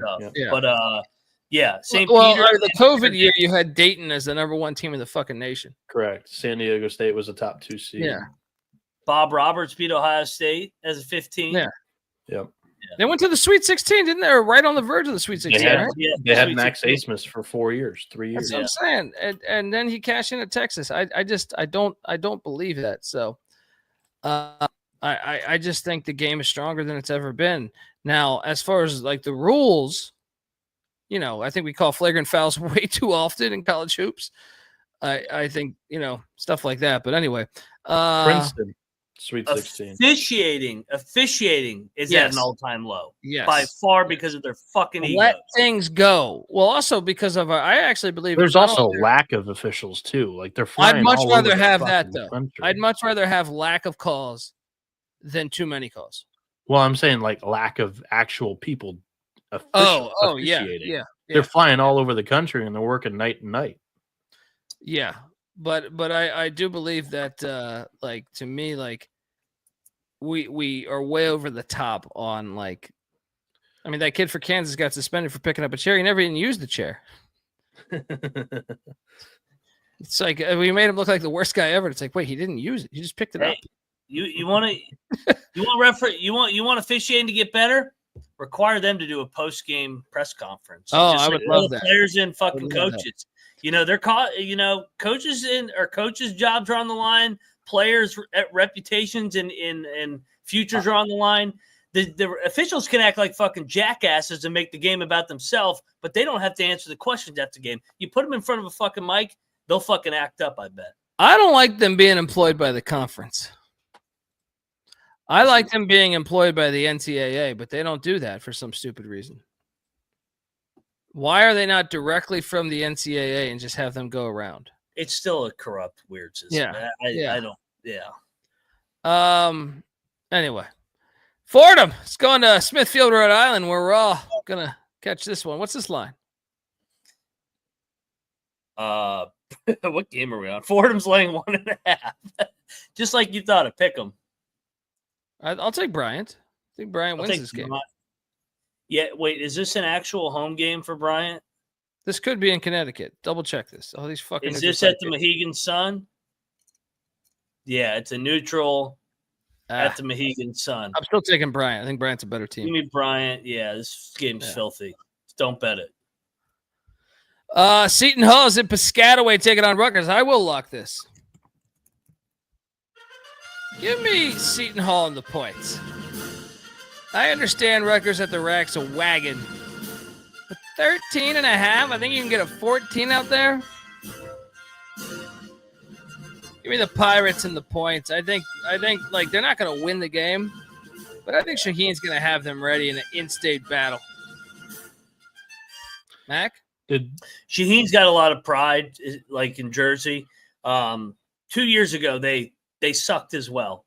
They went to the rack. They won 45-43. I think Rutgers wins a fucked up, low-scoring, grinded-out game. I think Seton Hall's going to make it a football game, and I'll take the points. I think it's too much.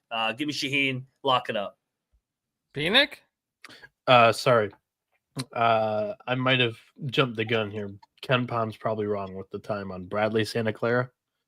Not at 2:30, is it? No. Okay. I thought he was locking up Seton Hall with us. I had the triple lock ready to It go. came to like 8 o'clock, Noah. Fucking guy. Well, Ken Palm says it's at 2:30. I'm not flipping out here. I was like, you said Bradley. I was like, where's Bradley at? Double lock on Seton Hall. Bieniek, you should come along as your financial advisor and your future LeBaron driver. I will. I advise you to bet the Seton Hall Pirates. Next up, Ball State's in Louisville, Kentucky, taking on Bellarmine. What's this last line? time they played? When's the last time Ball State and Bellarmine played? No, I mean, what's the last time Bellarmine's played? I feel like we haven't talked about Bellarmine in like years. Who's Bellarmine? Yeah, Bellarmine. Bellarmine is Ball State's laying 1.5. Give me Ball State. I'll take Ball State too. Bellarmine has lost their way, dude. They got too many staples. ULM's in Arlington, Texas, taking on these Mavericks. What's this line? Arlington's laying 12.5. I think we should lock Arlington. I'll take Arlington. Yeah, I was about to say I'll take Arlington. Monroe with like the rare fucking. I locked him the other night, laying double digits, and they covered. They're gonna get killed here. Give me Arlington. Lock it up. Arlington's good. They haven't played at home in forever. Mac locking up the Mavericks. I'm gonna lay it too. No lock though. Excuse me if I'm a little shell shocked from today. Northwestern State's in Berkeley dropping acid. Tightwad Hill taking on Cal. What's this spread? Cal is laying those fucking golden somethings. What the fuck is this line, Noah? I think they're laying like 10. I want to bet Northwestern State so bad if it's like 14. It is not 10. It's 15. Let's bet Northwestern State.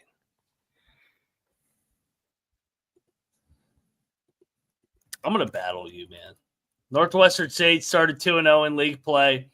Cal, this is a get-right spot for Cal. They just lost a bye game. They're not going to fuck around in their second straight one. Cal, third straight home game. This is a smash spot. Yeah, wait, no, it's 13. It's 11.5. I Oh, wait, see no, it's 14 15 and a on half. DraftKings. Wait, It's everywhere. what game are we talking about here? It's Northwestern Chat State. referencing the 14 and a last half. game It's 14 and a half. 14 and a half. for Northwestern State. Yes. I see right. 15 on DraftKings. I'll take the 15, and I'll see you on the gridiron. All right, Mac locking up the California Golden Bears, who hired Nick Rolovich. Shout out to my guy Nick Rolovich today. And I'm gonna lock up Northwestern State. Let's go. Who hired Cal hired Nick I missed that. Rolovich. Fucking kudos to Cal, man. That's how you know the country's healing. Yes. Okay. Holy shit. My guy Nick Rolovich, who's been on this show, hell of a nice guy. Great guy. And got unjustly fired. Unjustly I fired. thought you said Cal. Holy shit. Yeah. What Hell is yeah. going on? Shout out to Coach. And the Calgorithm acquired. shit, it makes me kind of hate my pick right now. Actually, the more I think about it, you know what? It's not for Rolovich. You know what? I'm out. Rolovich I'm is out on coming in Northwestern halftime. State. That's I'm the out on second half. Northwestern State. That's the second half ATS right there. I'm out on Northwestern State. Don't lock that. I gotta ride that energy. Gotta ride. My energy rocks are in the fucking moving truck on the way back to LA. But the Calgorithm's coming on the right side. Let's go. The choo-choo train. I'm not locking that anymore. I don't want that energy. UCLA is taking on Arizona and Phoenix. I will lock this though. I've been to Phoenix many times. I actually love the state of Arizona. All right. Arizona has been terrible this year. I hate betting on Tommy Lloyd. UCLA just banked in a game winner. Yes. Everywhere in Arizona is Wildcat fans from my travels, even in fucking Bisbee, right? Or Yuma. Right? One time I was driving through Yuma, and I was driving through Arizona. I'm sorry, I almost said this incorrectly. I'm driving through Arizona, and they have a checkpoint, and I'm like, oh shit, it's a DUI checkpoint. Good thing I stopped drinking, right? But I'm like, wondering why they're asking me these questions, right? I'm like, okay, what's going on? And they're like, you weren't in Yuma. And they had like these fucking like Marty. You remember the Marty McFly mask or the outfit that he wore? Like you're like working on like some nuclear project. You're in like rubber, and they pull the face up. And I don't know how to describe it any better than that. Like a nuclear outfit. You know what I mean? Like just rubber everywhere and just a mask that you push up. And they're like, were you in Yuma earlier today? And I was like, no, I was not. And then they're like, okay, you're good to go. But I thought, what the fuck must have happened in Yuma? And I turned on the news the rest of the drive back to Los Angeles. No one's talking anything about fucking Yuma, which had me even more puzzled. So, anyway, I believe in aliens. But I'll say this. Arizona, I've been to Yuma. I've done stand-up in Yuma. And there are Arizona fans there. They're not Sun Devil fans. This game's in Phoenix. Tons of Arizona fans there, too. Wildcats are going to get it done. Lay the 3.5. Let's go.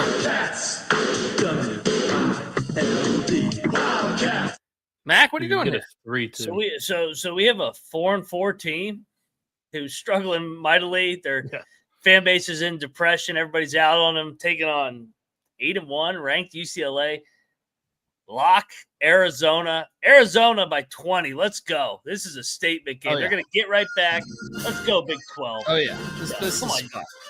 We had you guys. You guys can't fucking shit the bed. Get back to Arizona basketball. Oh, come on. Come on, David Matola. Bieniek? Jumping in the well with you guys. One more time, Arizona. Please don't fuck us again. This is just your standard. A team that's struggling right now is laying points against the ranked team. I feel like everybody's going to be all over UCLA tomorrow.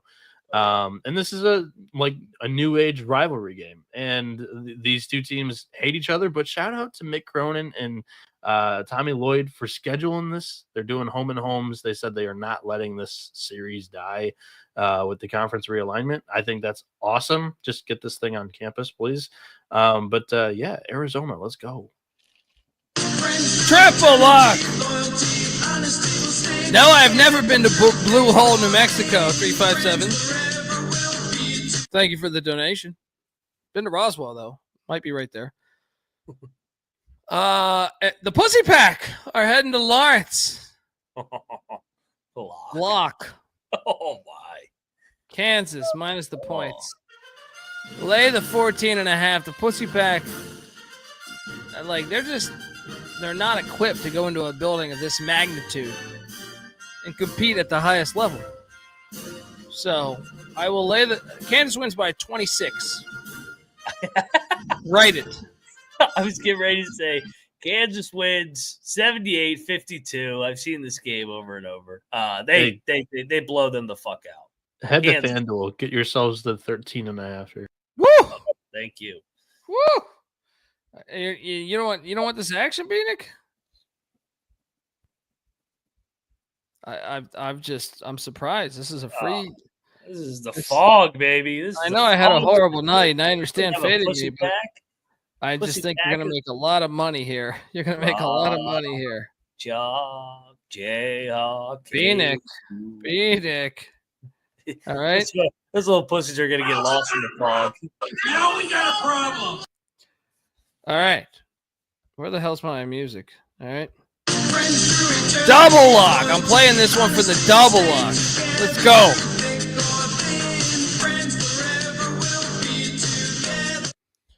All right. Next up, you got the Gators heading to Atlanta. Take on my Sun Devils that you guys try to talk that shit. Told you it's the year of the Sun Devil.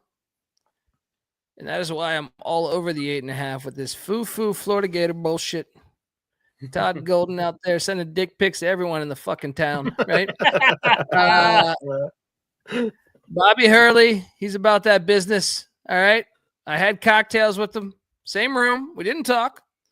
It's a good thing we didn't talk because I would have maybe made fun of his Duke days. But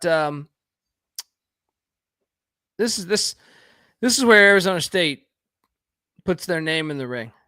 Sun Devils, money line. Let's go. Mac, where are you going here? I think this is going to be a hell of a game, and I think you got to play the crowd. You got to forecast it. I think the Auburn fans turn on Florida, and I think the Georgia fans in the next game turn on Florida. Arizona State's live in this game, baby. Sun Devils forks up. Give me a fork. Let's go. Let's go. Sparky, let's go. Bieniek, I get the feeling, we know you're a Florida Gator fan. You know they 8.5 on a neutral. You know they didn't create Gatorade despite your strongest beliefs. But your thoughts? I just think this Gators team is still they're finally receiving some recognition, but I don't think that they're on the national radar yet. This game is going to be a good opportunity, but I still think they're still flying under the radar to how good they could be in this 8.5. I don't think it's high enough. What I will say is I'm going to read the crowd as well, and this is going to be mostly Gators fans. Arizona State is in a college football playoff right now. I don't think they've circled this game to travel to Atlanta when they're hoping to get to whatever bowl game neutral site that they're playing in 2 weeks. So this is going to be a Gator crowd, and Georgia basketball fans don't care enough to make it rowdy enough over the Gators fans. So lay the 8.5. This is a double-digit win for the Gators tomorrow. Florida fans suck. They don't have all kinds of bad. Bunch of fucking losers. All right, give me we got a battle. Dundee, Mac with Sparky, Bieniek, that fake ass Gatorade. Let's go. Let's go Dogs in the next game. I got another lock right here. This one. Wait, you could talk me off this one because I'm so confused at this line. This is in Frisco, Texas, not Dallas. SMU is laying 4.5. Why? I feel like I want to bet LSU. even before I saw the line, I was doing the SGP show, and I was like, "Oh, I'm gonna bet LSU to fuck them up." But then I'm like, I'm puzzled by this number because I make the lines over there at the SGP show because we do it like 4 days in advance, and I use similar stuff that I feel like everyone uses, and I'm like, how the fuck are they putting SMU at? My line is way off this. What do you think of this game? Because I want to bet LSU, but I'm just puzzled by this line. I want to bet SMU. I think they're getting better under Enfield. And I think LSU, yeah, they've been a nice story early on. I thought they were fortunate to cover against Florida State. They won the crazy game against UCF. And I think SMU didn't play well their last game against Virginia. I think the home team gets it done here. I will lock up SMU. Get this LSU shit out of here. Come on, ACC. How many SMU fans are going to Frisco? I just don't think this is a home game. I think they want to beat the SEC. I think the SMU wants to win it. They don't have football tomorrow. I mean, they got FCS football. They got Army Navy. I don't know how many people are going to this battle. Battle. Give me SMU. The only thing that scares me off this battle is the line makes no sense to me. It just makes no sense to me. But I'm going with my eyes. LSU plus 4.5. Sprinkle the money line. Max on the Mustangs.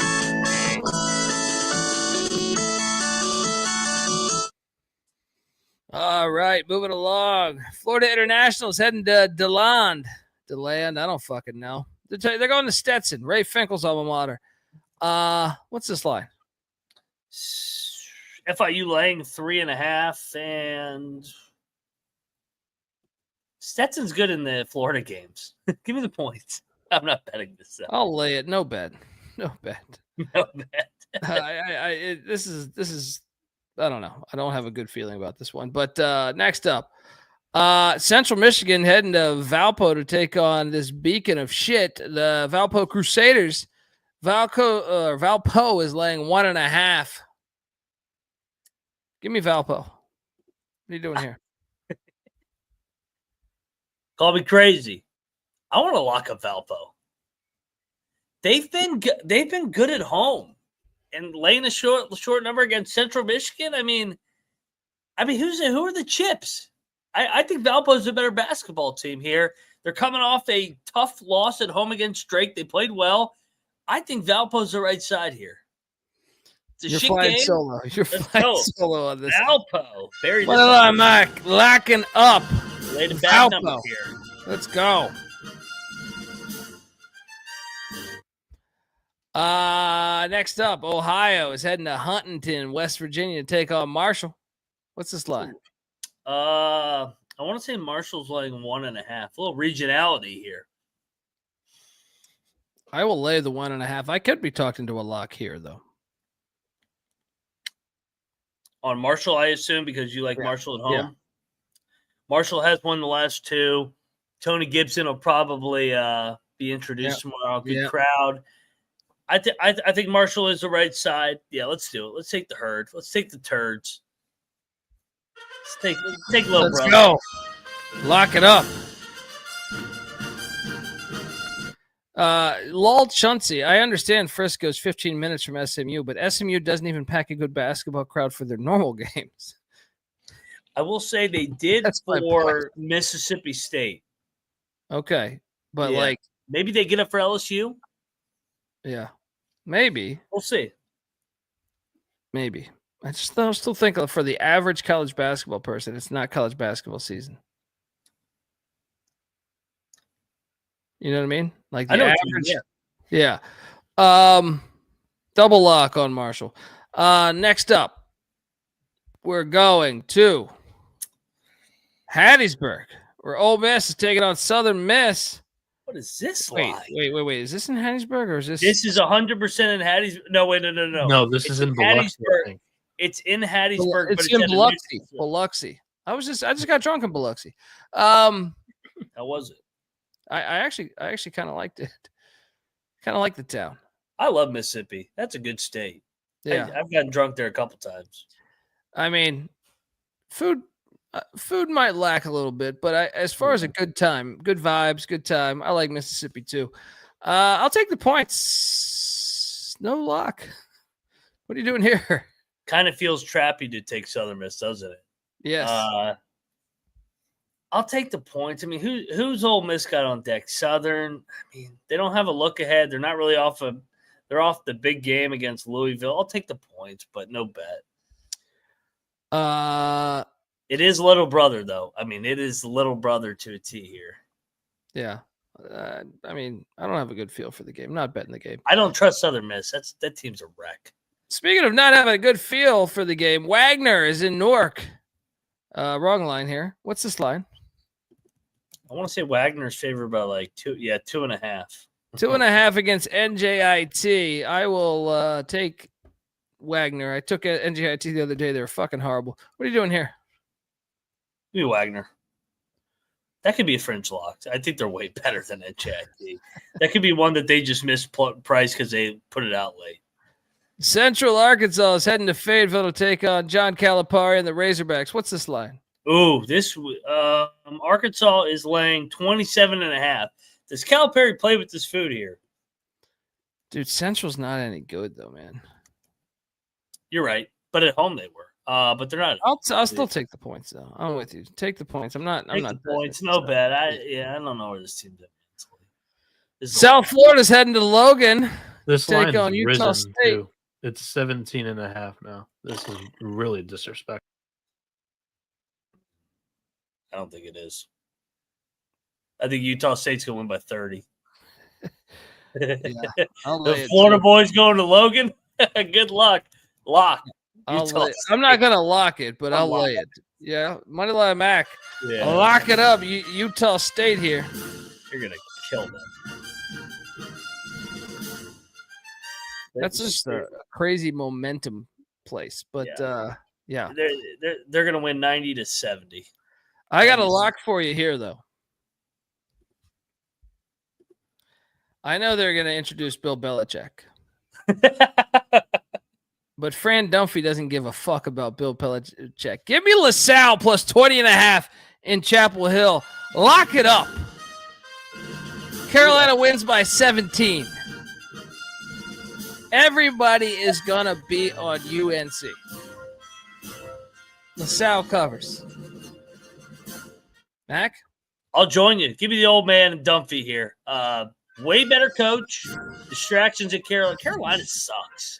Yeah. I don't think they deserve to be a 20.5 point favorite over anybody. No. Not even fucking NJIT. Yeah. They should not NJIT. They should be in the NIT. Yeah. They suck. Delete the J. Yeah. Double lock on LaSalle. Moving along. Northern Arizona is heading into Malibu to catch some rays. The fake tits will be at the beach because no one goes to these fucking games. Pepperdine's laying 4.5. Give me Pepperdine. I don't trust this Northern Arizona bullshit. What are you doing here? Yeah, this is I'm surprised Bieniek's not flying in here to lock up his Lumberjacks. Give me the Lumberjacks. I'm staying away from NAU. Get in here, Bieniek. God damn it, you son of a gun.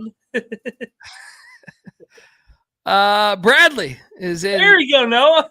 Henderson, Nevada, taking on Santa Clara. Santa Clara's laying 1.5. I say wrong team favorite here. Give me Bradley against former Pussy Pack head coach Herb Sendek. Mac? I think this line's telling. I'm on Santa Clara. I think I want to bet Santa Clara, to be honest. 5-5, undervalued. They played a hard-ass schedule versus Bradley, who's not the same team away from Peoria. Yeah, give me Santa Clara. I'm locking this. Give me some action. You want to battle here? No. Moneyline Mac, lock it up the Bronx of Santa Clara. Shout out to Josh in the chat. Yeah. Look, I'm not throwing slander at fake tits. I'm just saying, if anything, wrong with fake tits. Hey, I think they help the planet, if I'm being honest. But they help Northwestern stadiums too. Whatever floats your motorboat. I did once crack up. I once acted in a commercial for a it was like a wannabe Red Bull. I forget the name of it right now. But I got paid to be in a commercial as like the lead actor. And the actress in the commercial was some model. I don't remember her name right now, but she had I don't know how this conversation started, but I believe she had fake tits, and then she was talking shit about chicks with fake asses, and it left me so confused because I was like, wait a second. Oh, that's just women, dude. Yeah, I was like, how can you be doing that? You enhance something that was helpful for you. And then, this other person got a fake ass to help enhance something to make it more beneficial for you. And then it got me thinking about everything. Like I in football lost my teeth on a punt return. Like my two front teeth are broken. They've been fake for a while. And then I thought, well, I got fake teeth, so who the fuck am I to be judging them? And I got them to help myself try to get laid, essentially, because if you show up with no fucking front teeth all throughout high school, your chances of getting laid from recent studies, turns out a couple hundred years ago, I think you were actually okay. But recent studies, I don't think that's going to really work. So I thought, well, I faked my teeth. What's wrong with this girl faking tits? But even more so, what's wrong with fake ass? We're all fucking idiots. And fake your teeth, fake your tits, fake your ears, fake whatever the fuck. I don't know. We'll all be dead. No one's gonna give a shit. Despite what you think. That was my thing. It's like no one's really gonna give a shit. Mac, your thoughts on fake tits, fake teeth, fake ass, fake everything else? Dude, I'm pro America, so like whatever floats your boat. You do whatever you want to do with whatever you want to do. That's the best way. Clip that. That's my quote. You do you, I'll do me, and we'll have a great old time. Cheers, everybody.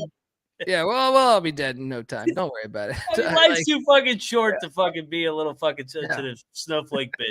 That's my motto on life. Yeah, I agree. I completely America. agree. I just feel like, but so I you want to make your tits bigger? You want to fake them? Go for it. Juice them up. Yeah. Steroids? You want to take steroids? Do that. Do whatever. I completely agree on the steroid front. Like, I remember having conversations with like the baseball thing. It's like, this is terrible for the game. I'm like, why? Seems like everyone's fascinated by Mark McGwire hitting all these home runs and Rafael Palmeiro. Well, it's fucking terrible. They're cheating the game. Not really. Everyone can cheat. If they want a small dick and the chances of dying younger, all for glory, seems like a fair deal. You know what I mean? Like, I'm not saying I would be the one taking that deal, but I feel like I can understand, you're only alive a certain amount of years.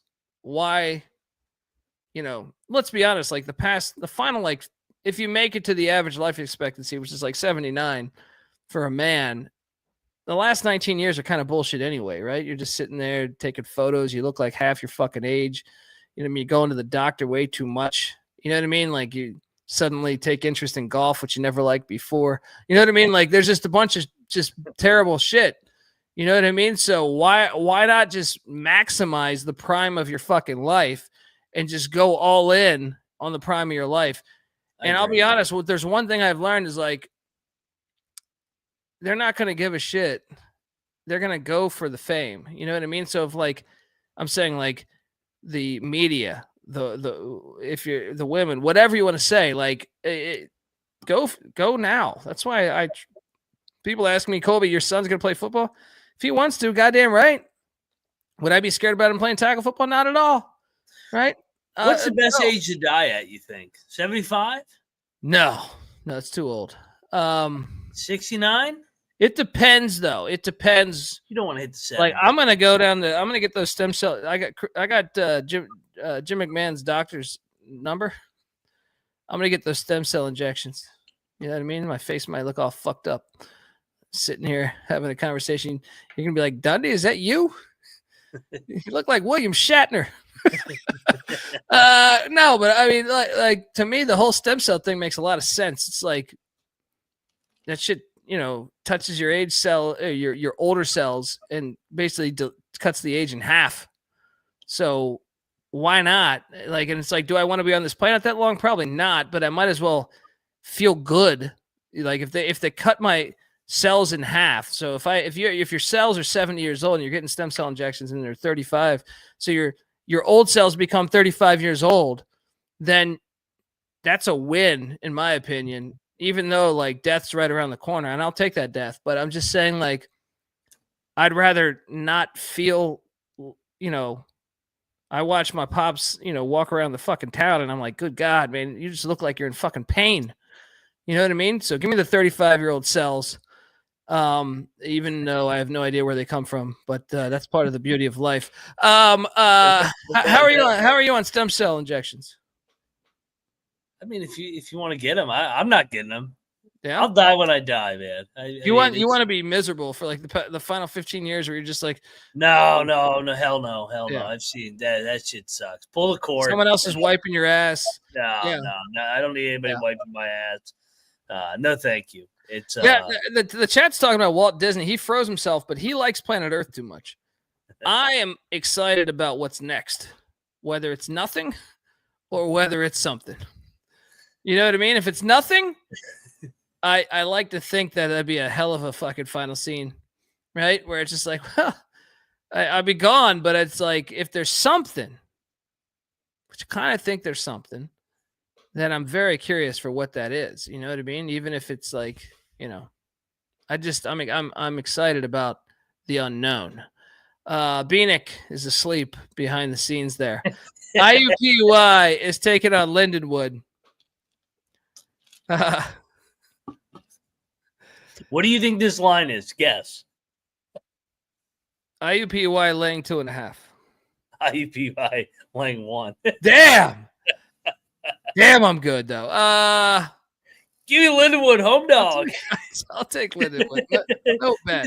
Give me that value. There's some value in that penitentiary.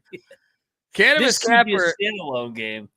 Cannabis Capper asked if I've looked into the flat Earth. I have. I think it's all fake. Here's one thing I do know about planet Earth is you have crazy fucking people like Steve Irwin and shit. You just have a lot of crazy people, and you would have had people jumping off that shit and putting that shit on Instagram. So that flat Earth thing is done.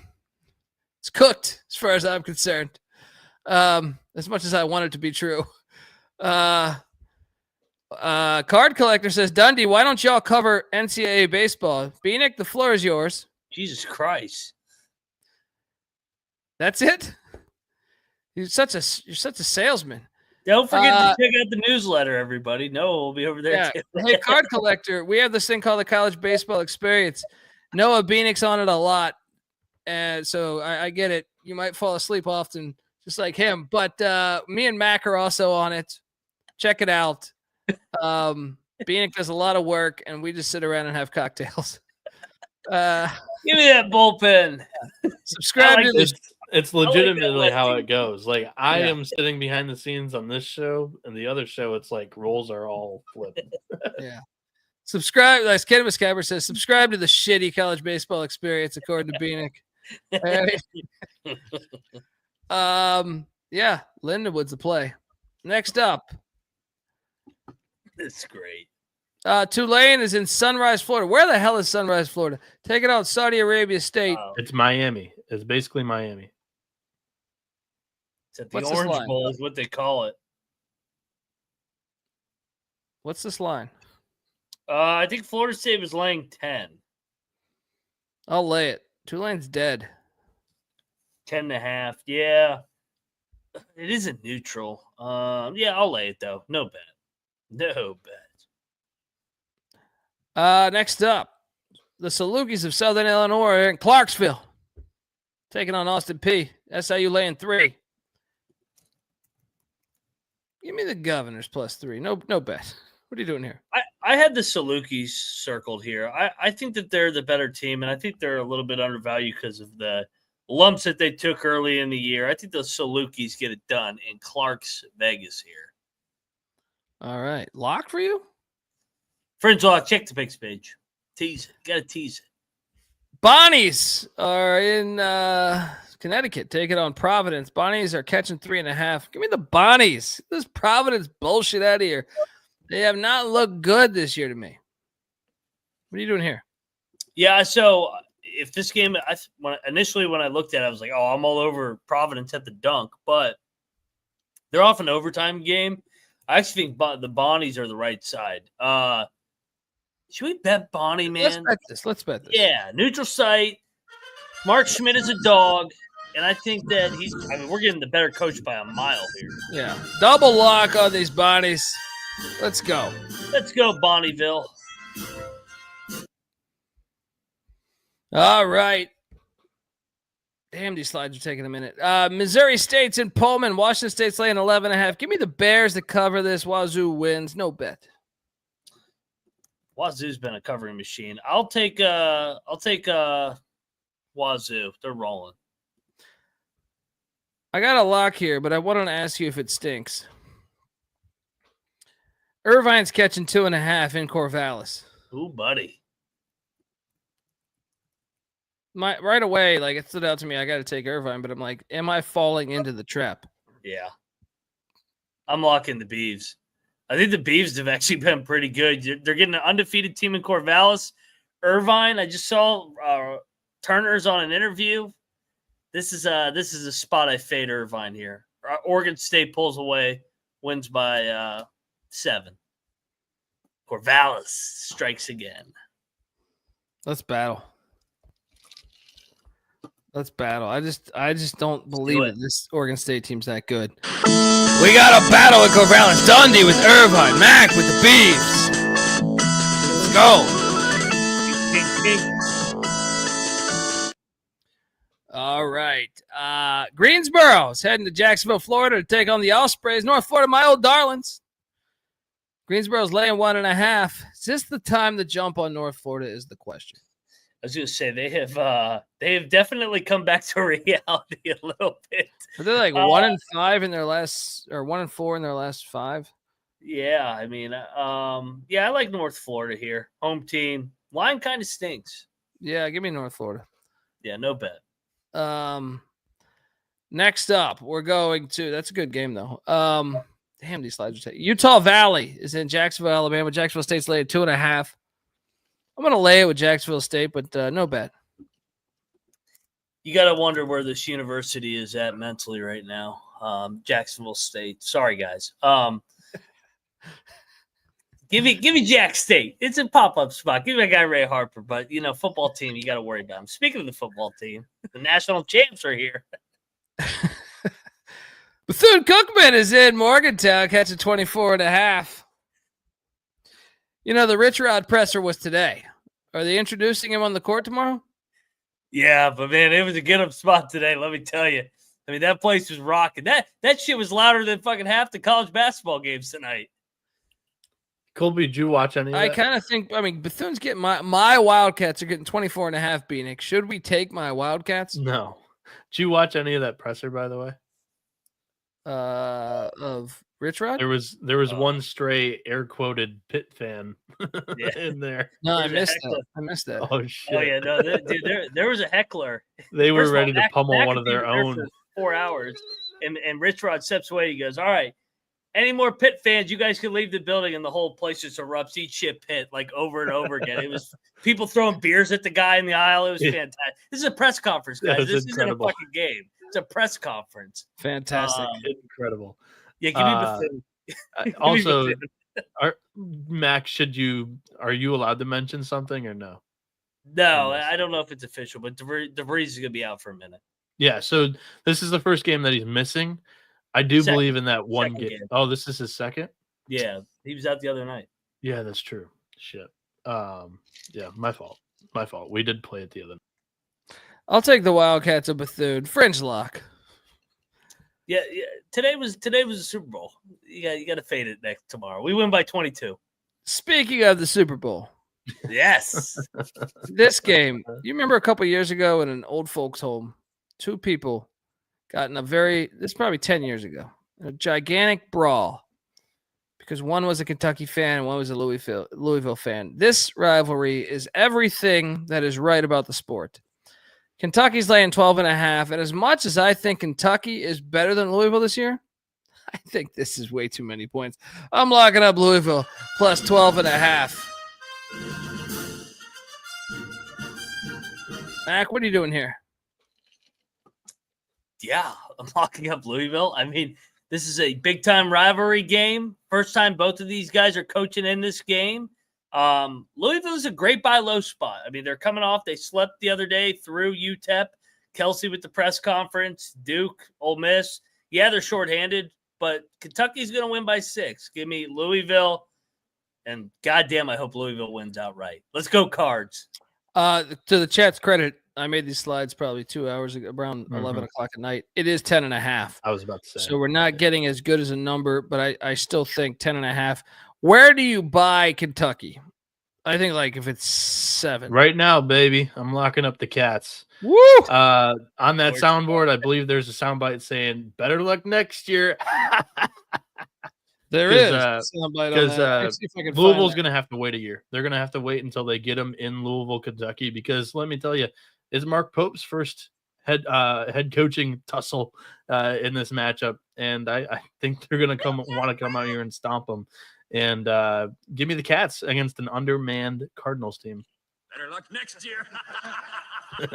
I like this battle we got going on here. Plus 500 on the money line. Yeah. Dundee, Mac with the Cards, Bieniek with the Cats. Which outfit will Papa John be wearing? And by the way, you guys talking about the UTEP sleeper? Kentucky had a sleeper for their standards against Colgate the other day. So agreed. No, I'm not even factoring that in. I just think rivalry game, 2 new coaches. It's fair. Yeah, I'm not. Kenny Payne ain't coaching anymore. Yeah. Tennessee is heading to Champaign, Illinois. I got another lock for you. Get this Rick Barnes bullshit out of here. Illinois is winning this game. Number 1 team in the nation on campus in Champaign. This nonsense out of here. It's not going to work. Both top 10 defensive teams. Mac, what are you doing here? Yeah, this fucking place is going to be on fire. Illinois outright over Tennessee. Rematch of last year in Knoxville. Tennessee's banged up too now. Let's go. Illinois knocks off number 1. All over this. All over this. Let's go. Storm that court. Storm watch. And I'm not talking Hannah Storm, Bieniek. Next up, Towson is taking on Duquesne in Akron, Ohio. What the fuck is this? What is this? Oh, this is something. All for of fucking it, even the right? line. The line fucking smells. I mean, Towson has struggled. Yeah, I don't think the line reeks as much as you think. I like Duquesne. I'm going to take Duquesne too, but it's just strange. Everything's strange. Yeah, no bet. McNeese is heading to, how do you pronounce this? Tupelo? Tupelo. And by the way, the other game, Duquesne, they're probably in Akron because of LeBron James. Yeah. Yeah, I figured. It's still stupid. Yeah, this is Tupelo. But, Mississippi State's laying 9.5 against our boy. Give me McNeese plus the 9.5. Dude, we should lock McNeese, man. This is that Alabama game all over again. They're going to fight to the end. Let's do it. Yeah, Let's do get it. this Mississippi State shit out of here. McNeese, You know I love Mississippi State too. Yeah. Feeling themselves, fucking sitting there pretty. Sitting at 8. Double lock on these. How about them Cowboys? Let's go. Grand Canyon's in Atlanta taking on Georgia. Great road game, Georgia. UGA's laying 6.5. I'm gonna lay it. What are you doing here? Fringe lock, Georgia. Grand Canyon's a fadeaway. I mean, they're going. Are you not nervous about like 10 days off for Georgia though? I just think that they're better. Yeah, I And agree it's with still in Atlanta. They're going to have that crowd some. Yeah. And Grand Canyon's a fade away from fucking Phoenix. Fair. Yeah. Belmont heading. Why is this game on a Saturday loaded slate? This should have been tonight, man. I would have went to this game. Yeah. Wow, Belmont a lot of staples here at Richmond. I know Richmond hasn't been like on paper. When I saw this being announced, like in August, I was like, "This game's awesome." Yeah. What's with the spread? Mooney's teams get better, and Belmont coming in here. They've won 4 in a row. I like Richmond. I like Richmond outright. I'll take Richmond. I guess it flipped actually. I thought Belmont was so favored. Richmond fringe lock. I think this is a good spot for them. They're playing better, man, under Mooney. St. Francis is heading to Lewiston, New York to take on Niagara. What's the spread? It's not Nova -10. Niagara -4. Give me Niagara. What are you doing here? I'll take Niagara. No bet. San Diego's heading to Fresno, California. Fresno State's laying 5.5. I mean, should we bet Fresno State, dude? I was going to say, this is the go fuck yourself game. We have lost so much money on these two teams here. I feel like Fresno's better than them. Yeah, but why is that number 5.5? It's like the dead number. Is it baiting you? Give me San Diego. I am not betting this game. You could not fucking shoot me. I'm taking Fresno, but I'm not. Check the picks page. I might bet. I fucking hate these two teams. Awesome game here. Marquette heading to UD Arena to take on Dayton. What's the spread? Let's take a look at this one. Updated Marquette -1. I am locking up Dayton. Marquette's off the Wisconsin win? Fuck out of here. Going to UD? Give me the Flyers. Lock. Mac? Battle of the VCU coaches. Anthony Grant, Shaka Smart. Lock battle. Give me Marquette. They're road dogs, man. Cam Jones and company. They're going to get it done at Flyer Arena. I think they're the better team. We got a battle at the UD. Mac on these Golden Eagles. Dundee on the Flyers. Let's go. All right. Radford's heading to Salt Lake City. What the hell is this line? What the hell's Radford doing in Salt Lake City? Utah -19.5. I think we should lay it. Yep, laying it. Fringe lock. Next, Drexel is in Guilderland, New York. Where the fuck is that? What arena is this? I don't know, but I think we should take Albany. What, are they playing a neutral? Like, what is this? Their normal stadium? No, this is a home game. This is a home game. Straight home game. Okay. Home game. They've lost 2 in a row here too. Yeah, let's take Albany. Bet? Should we bet this? Yeah. Let's go. Drexel's lost a lot last year. Double lock on these dogs. These Danes, these dogs, whatever the fuck you want to say.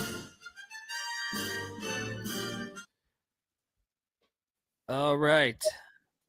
A&T, North Carolina A&T is heading to Lynchburg, taking on the Flaming Libs of Liberty. Liberty's laying 19.5. Lay it. What are you doing here? I was waiting for you to go. I'll give you A&T. Fuck no. Lay it. Next up, Loyola, Maryland is in Emmitsburg, Maryland, taking on Mount St. Mary's. Mount St. Mary's laying 4.5. I will lay the 4.5 with Mount St. Mary's. Lock it up. I know it's a rivalry game, but who cares? Lay it. I just think they're much better than Loyola. Mac? These two coaches are really good friends, too. I was torn on this game. Give me the points with Loyola, Maryland. I think it's a tight game. No bet. I'm not betting this game. I think it's a great game. Detroit. Did you see what we were tagged in about Detroit, by the way? Yeah, I think we should bet Davidson, actually. Yeah, I missed this. What's up? Detroit's three starters out for Detroit. Really? Yeah, according to a tweet. I didn't double check this, though. I think the line reflects that, too. Yeah. Do you remember the names or no? Let me see if I can pull this up. I don't even know if they're starters, but it's just like because if they're the two Eastern Michigan kids, I think it matters. But if not, if they have the two studs, that's probably like that one spot where they might. They're like out for the year, Noah. They're out for the year. It's fucking crazy. Yeah, Where no, the it's fuck not is- even. It's not Detroit even like Mercy has announced that it will be without 3 starters as senior Mac Mansell and Yeah, he's been Junior- out for a bit. Jared Larry will He's miss also the been rest out of for the a bit. season as well. And graduate senior Emmanuel Kuak Yeah, is out so indefinitely.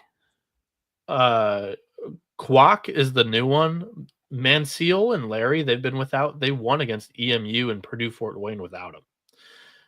The two kids that really matter on this team are Lovejoy and Jeter. Those are the two Eastern Michigan transfers that are absolute studs here, along with Montgomery, who's made a true difference, I do believe. I think this is a hell of a lot of points for Davidson. I'm not going to pull the trigger unless you guys do on Mercy, but I think it's a lot of overreaction. I think Noah sold me. I think the line's telling. I think Davidson has played with their food the last 2 games. I think they're going to open it up 1 by 25. I'm locking Davidson. I think Davidson's played with their food the entire year. They're 9-2. Yeah, I mean, 6-point win against Bowling Green, 6-point win against ETSU. VMI they did blow out.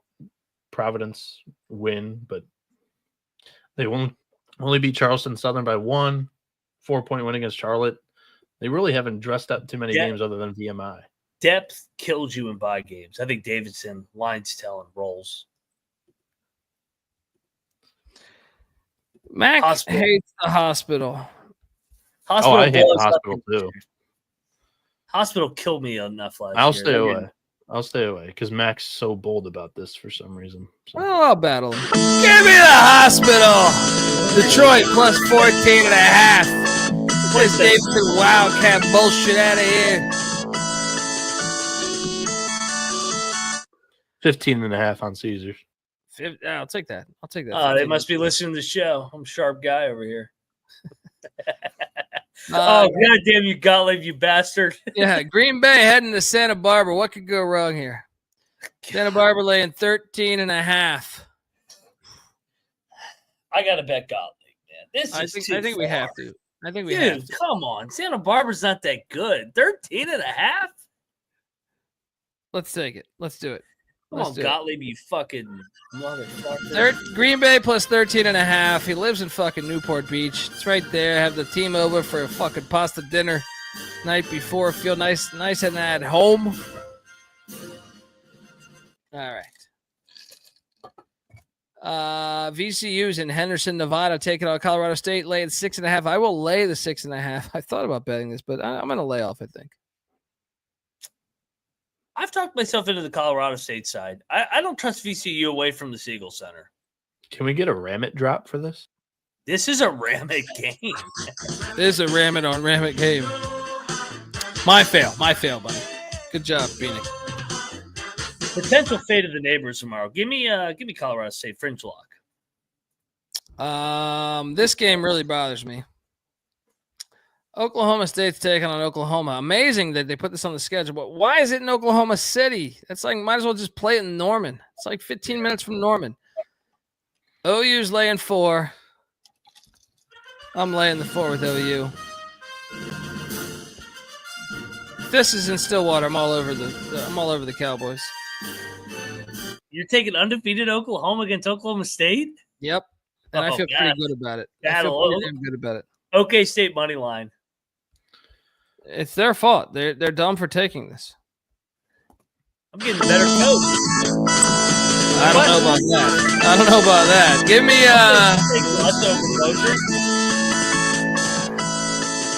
Give me Dundee on Oklahoma, Mac on the Cowboys. Bieniek, what are you doing here? I'm taking the coach. The coach, one of these coaches has a Final Four at fucking Loyola Chicago. And hasn't made the tournament at Oklahoma in 3 fucking years. Give me the fucking Cowboys. I don't care. I think that's a little disrespectful. It's their Super Bowl right here. This is their Super Bowl. It's still just as big for Oklahoma. Yes, Oklahoma State fuck cares them up. probably a little bit more because there's a little bit more fuck you to that. But It's gonna be I an think Oklahoma Oklahoma's the crowd, better man. team. I've been like Breaking down his I think there's- coaching resume from 2017. He's underachieved 4 straight that's years. that's a coaching resume. What about his last 4 years, buddy? It expands the entire way. Okay. I mean, I'm just telling you. Meanwhile, Lutz has taken 2 different programs to the NCAA tournament in that time. Yeah, OK State outright. Let's go. I look, I think you have to say Moser right now, and I think Lutz is a good coach, but I just think just because it hasn't worked his first couple of years at Oklahoma, this year they're playing really good. Yes. They did the same thing last year. They were 9-0 last year. Yeah, but I think they passed the eye test more this year. Yes. Get Oklahoma out of here. Cowboys. Next up. Oh, New York City. Here we The go. Zags are laying 2.5. I was way off. I thought the line would be 5.5 on the SGP show.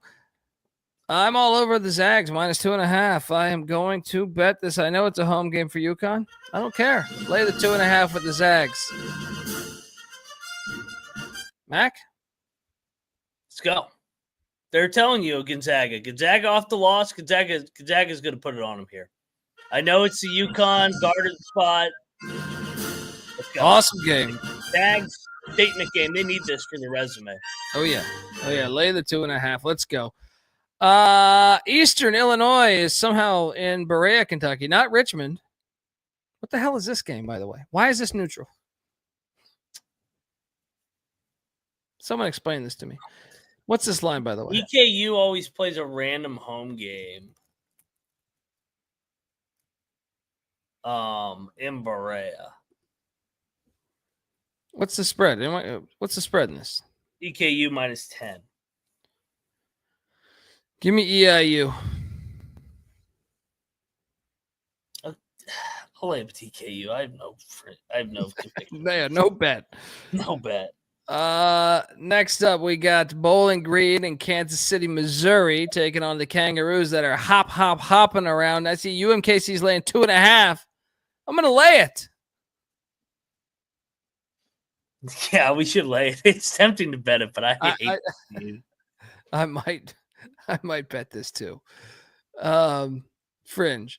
Next, Michael Crichton said to Alabama. Alabama's laying 10.5. I will lay the 10.5. Let me get this straight. Creighton has 2 gigantic wins, but now they got to hit the road. Yeah. Revenge from last year, too. Yes, Bama wins by 20. Let's go. I'll lock it with you. Let's go. There we go. Double lock up. Roll Tide. Roll Tide. They're a basketball school now. St. Mary's. Why is this game in Idaho Falls, by the way? Where the fuck is Idaho Falls, by the way? Why is Boise playing another fucking neutral site game? I need to research this. I spent some time in Idaho, but I don't remember where the fuck Idaho Falls is. It's in Idaho. But how far is that from St. Mary's? No. From Boise. It's on the eastern side. Interesting. I think this will be a big Boise crowd then. I like Boise off the loss. Yeah, I think it's a big Boise crowd. I think Boise doesn't lose 2 in a row here. I think Boise lock. What's that line? Boise's a dog, 3-point dog. Oh yeah, let's go. Yeah. Give me the Broncos. Buck them. Money line play. I have breaking news for you guys too. By the way, the Bama line is at 11.5 or 12 right now. I just said they're going to win by 20. I like land even if it's 12. I feel good. Okay. Yeah. Who's that? Thank you. Bama. Yeah. Oh, yeah.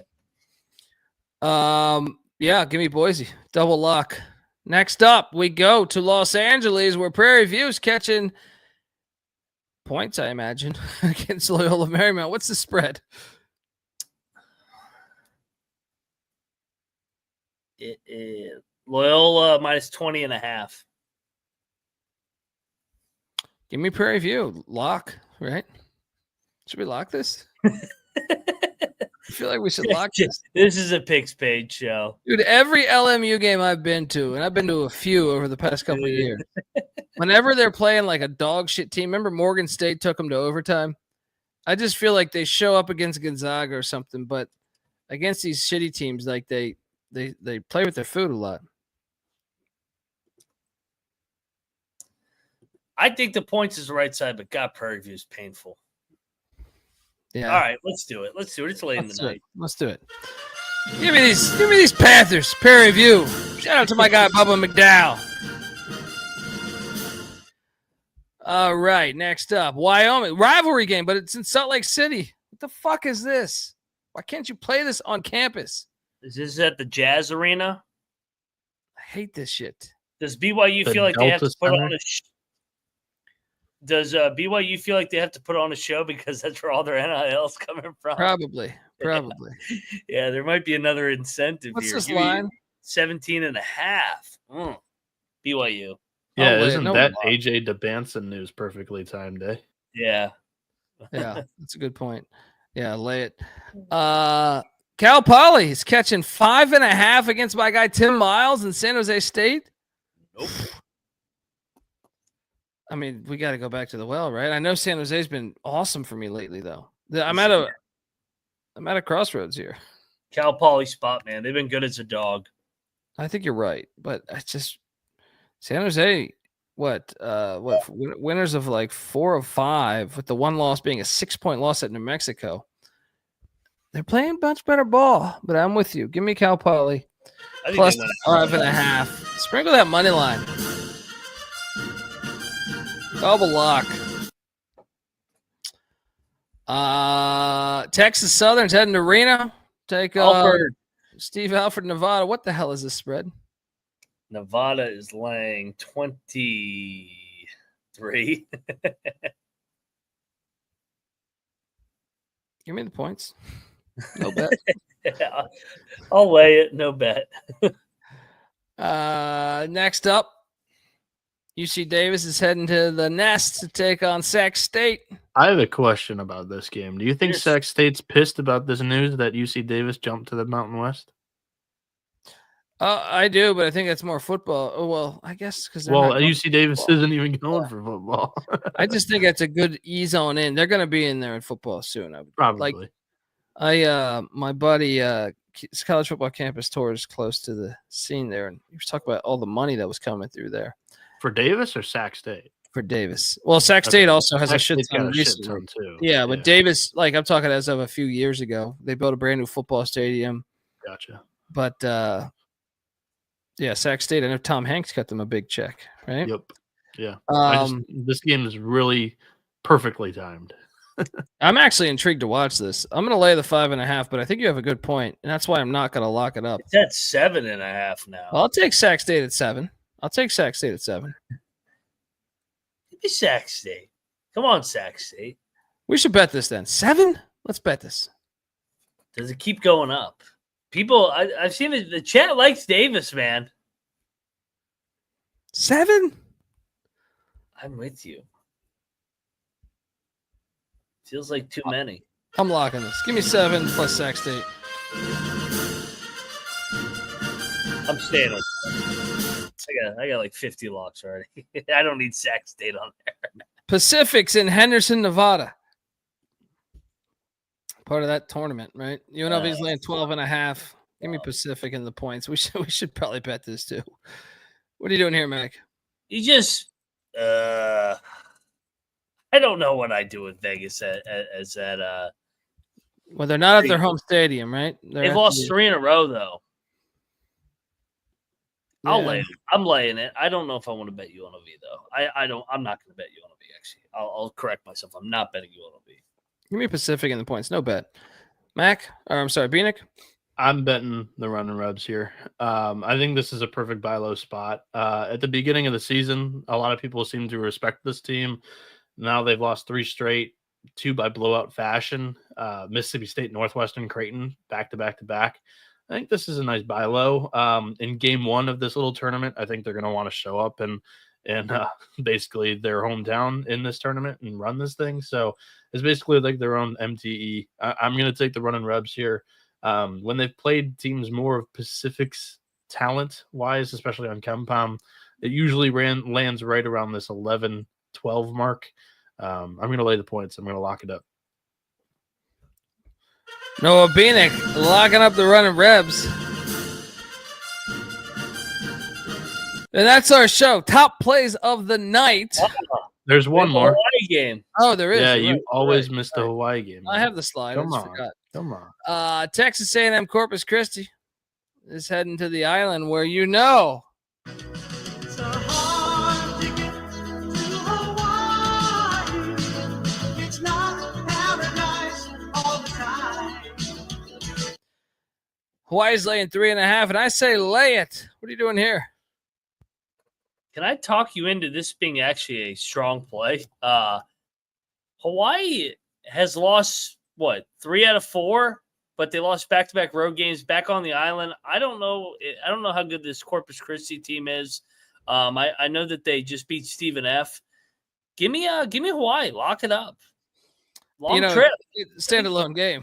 Yeah. Hawaii all it. day. Hawaii wins by 10. And the fake Islanders. Come on. Yeah, come on. They're offended from the start.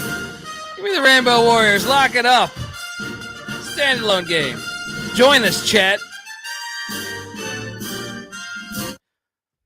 All right. Now, our top plays of the night. First off, I want real the good. What's up? Real quick before we get to the best plays. 480 of you guys live right now on YouTube. Drop a like and hit that subscribe. We're going for 15K, I was dude. just about to say that. We're going for Right 15K. If before you New don't get there in 17 days, the show is over. The show is over. Unless you just want to see, 80s movies, which you already got that access. Yeah. Tubi. We've Right. already seen Colby's entire. Yeah, I got camera more. roll. It's just can my computer handle it? You're putting a lot of pressure on my computer, folks. You gotta hit that like and subscribe. We gotta get 15K. Share it. I don't care if you're a fucking part of a chat forum about goddamn chocolate milk. Share it. All right. Let's go. And it's a free show. And well, I think it's a free show. You did lose $800 if you tailed me last night. But we should give out six tonight because it's a bigger six. Yeah, bet. no, let's do that. Let's do that. And I'll start with Alabama. Alabama is one that I feel great about. I think they're going to destroy Creighton there. Roll Tide. Another one that I'm going to jump on is LaSalle getting 20.5 against Bill Belichick and North Carolina. I think it's the right play. Another one that I like is Seton Hall plus the big number against Rutgers. Those are 3 that stood out to me, but I'm going to give you 6. All right. So at 4, we're going with Xavier. Crosstown battle. I love the points in the rivalry game here. That's a 4th one. At 5, let's just not overthink this. The Long Island fucking Sharks are covering 27.5 in Mizzou. And at 6, it's fading the pussy pack. Kansas puts it on NC State. Those are the 6 power plays. If I had a 7th, it would be Arizona against UCLA. Let's just score a touchdown. Mac, what are you doing here? We have a big battle early in the day. I got the Cincinnati Bearcats putting it on Xavier, getting all these losses out of the way. I think West Miller Company roll. I had Arizona. Definitely. Smash spot against UCLA. The favorite is rolled in that matchup. I do have Kansas back at the fog off back-to-back losses. I got Boise. I like them bouncing back off that home dog spot. And I do have Hawaii actually as one of my top 6. I love the spot coming back. And then Oklahoma's undefeated. Having a nice little cute little story here. Oklahoma State's going to fuck them up tomorrow night. Let's go Cowboys. Guns up. Boom, boom. Get this Oklahoma phony team out of here. Cowboys roll tomorrow. Go Pokes. Bieniek. Hold on, I'm linking the picks page. Yeah. For the Tyler, people. go to sportsgamblingpodcast.com, click on college basketball picks, or you can get the SGPN app, which is free to download in the App Store and Google Play Store. Right there in the YouTube chat for you. There you go. You get to view that for free and all of our records for free for the entire season so far. So yeah, power ranking our 6 favorite plays for tomorrow. I don't give out too many of these. We're going with another total 3-0 on the college basketball experience, giving out total plays. Why not go back to the well for one of the biggest games of the season in the crosstown shootout? Xavier and Cincy under 144.5. Xavier's played relatively cupcake. Same with Cincy, but Cincy, I think they're the better team this year. I think they'll be able to control the tempo. They play pretty much much slower than Xavier, and I think this thing goes under 144.5. Number 2 is Ohio State's going to get ran off the floor tomorrow. Auburn minus 11.5. There, Kentucky minus 10.5 at home. Better luck next year. Louisville come back with a healthy team. For Arizona minus 3 against UCLA there. This is one of those rivalry games that I think they circle here. This is probably one of the games that they probably have to get up most for if they're not going to be a great team this season. UCLA off the bank shot game winner against Oregon. That was a huge Gatorade spot, in my opinion. Number 5, lock battle with Mac. Oklahoma minus 4, and 6th favorite player of the day, Florida minus 7. It's a TMZ card for me tomorrow because it's a great slate of games. Let's freaking go. Yeah, I mean, let's stop and pause before I leave here. When you factor and you get all these great games, Memphis, Clemson, A&M, Purdue, you get the big time rivalry games like Syracuse, Georgetown, and Xavier, Cincinnati, and Louisville, Kentucky. Even some Gonzaga. under the radar like Seton Hall, Rutgers. Yes, Gonzaga and UConn, Auburn, Ohio State. I even say like under the radar like Wisconsin, Butler, and Florida, Arizona State. I mean, there's just so many big time games tomorrow. Illinois, Dayton. Tennessee. I mean, like you go on and on about the Bedlam game. Oklahoma State's intriguing.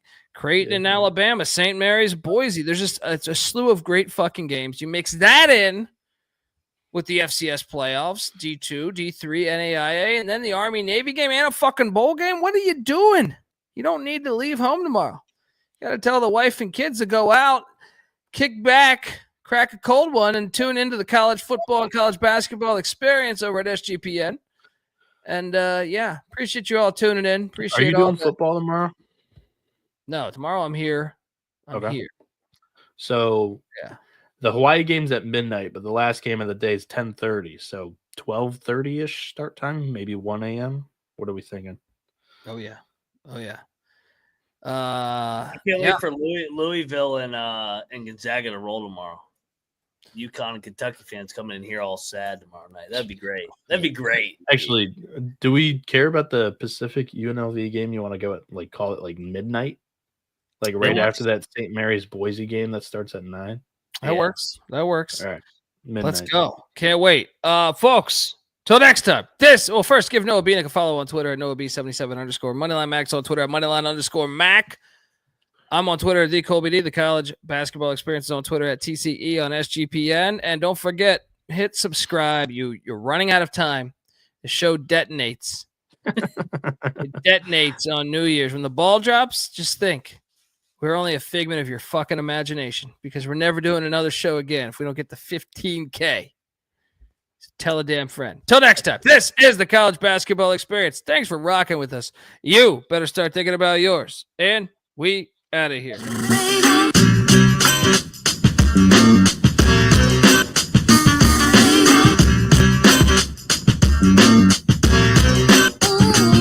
Shout out to you, Eugene. My thoughts, you get ripped apart. Save the cookie cutter mother for 106 apart. Doesn't your liquor will lie, sip your heart. You never dumb it down, dog. If you're smart, I throw out a couple of lines. Fighters are quick to cross. Fishy, you on a dick to lie. Piss you off, it goes. Tits and bras, lips and jaws. I use my common sense to see the bitch and all. Good thing you got the market corner. Kids and malls. Grip the red carpet as you slip and fall off. Another career spear. Thanks for trying to block. You get an A for effort and an F for shut the fuck up. Here's a hint. Put down the mic, you catch a glimpse. And keep them eyes wide when you see me. Mics, I sees them. So when you see him, you got a good reason to look. Catch a glimpse.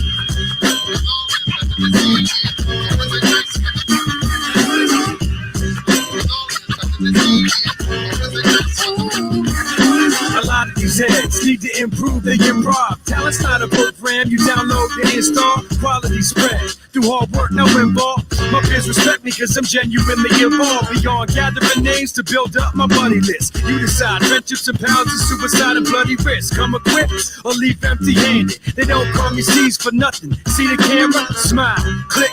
Here comes the picture. You act like a child. Manhood don't fit ya. I'll break your whole style down to a bumper sticker and never need a gun to lift ya. Here's a hint. Put down the mic and catch a glimpse. And keep them eyes wide when you see me. Mics, I seize them. So when you see him, you gotta go reason the look. Catch a glimpse.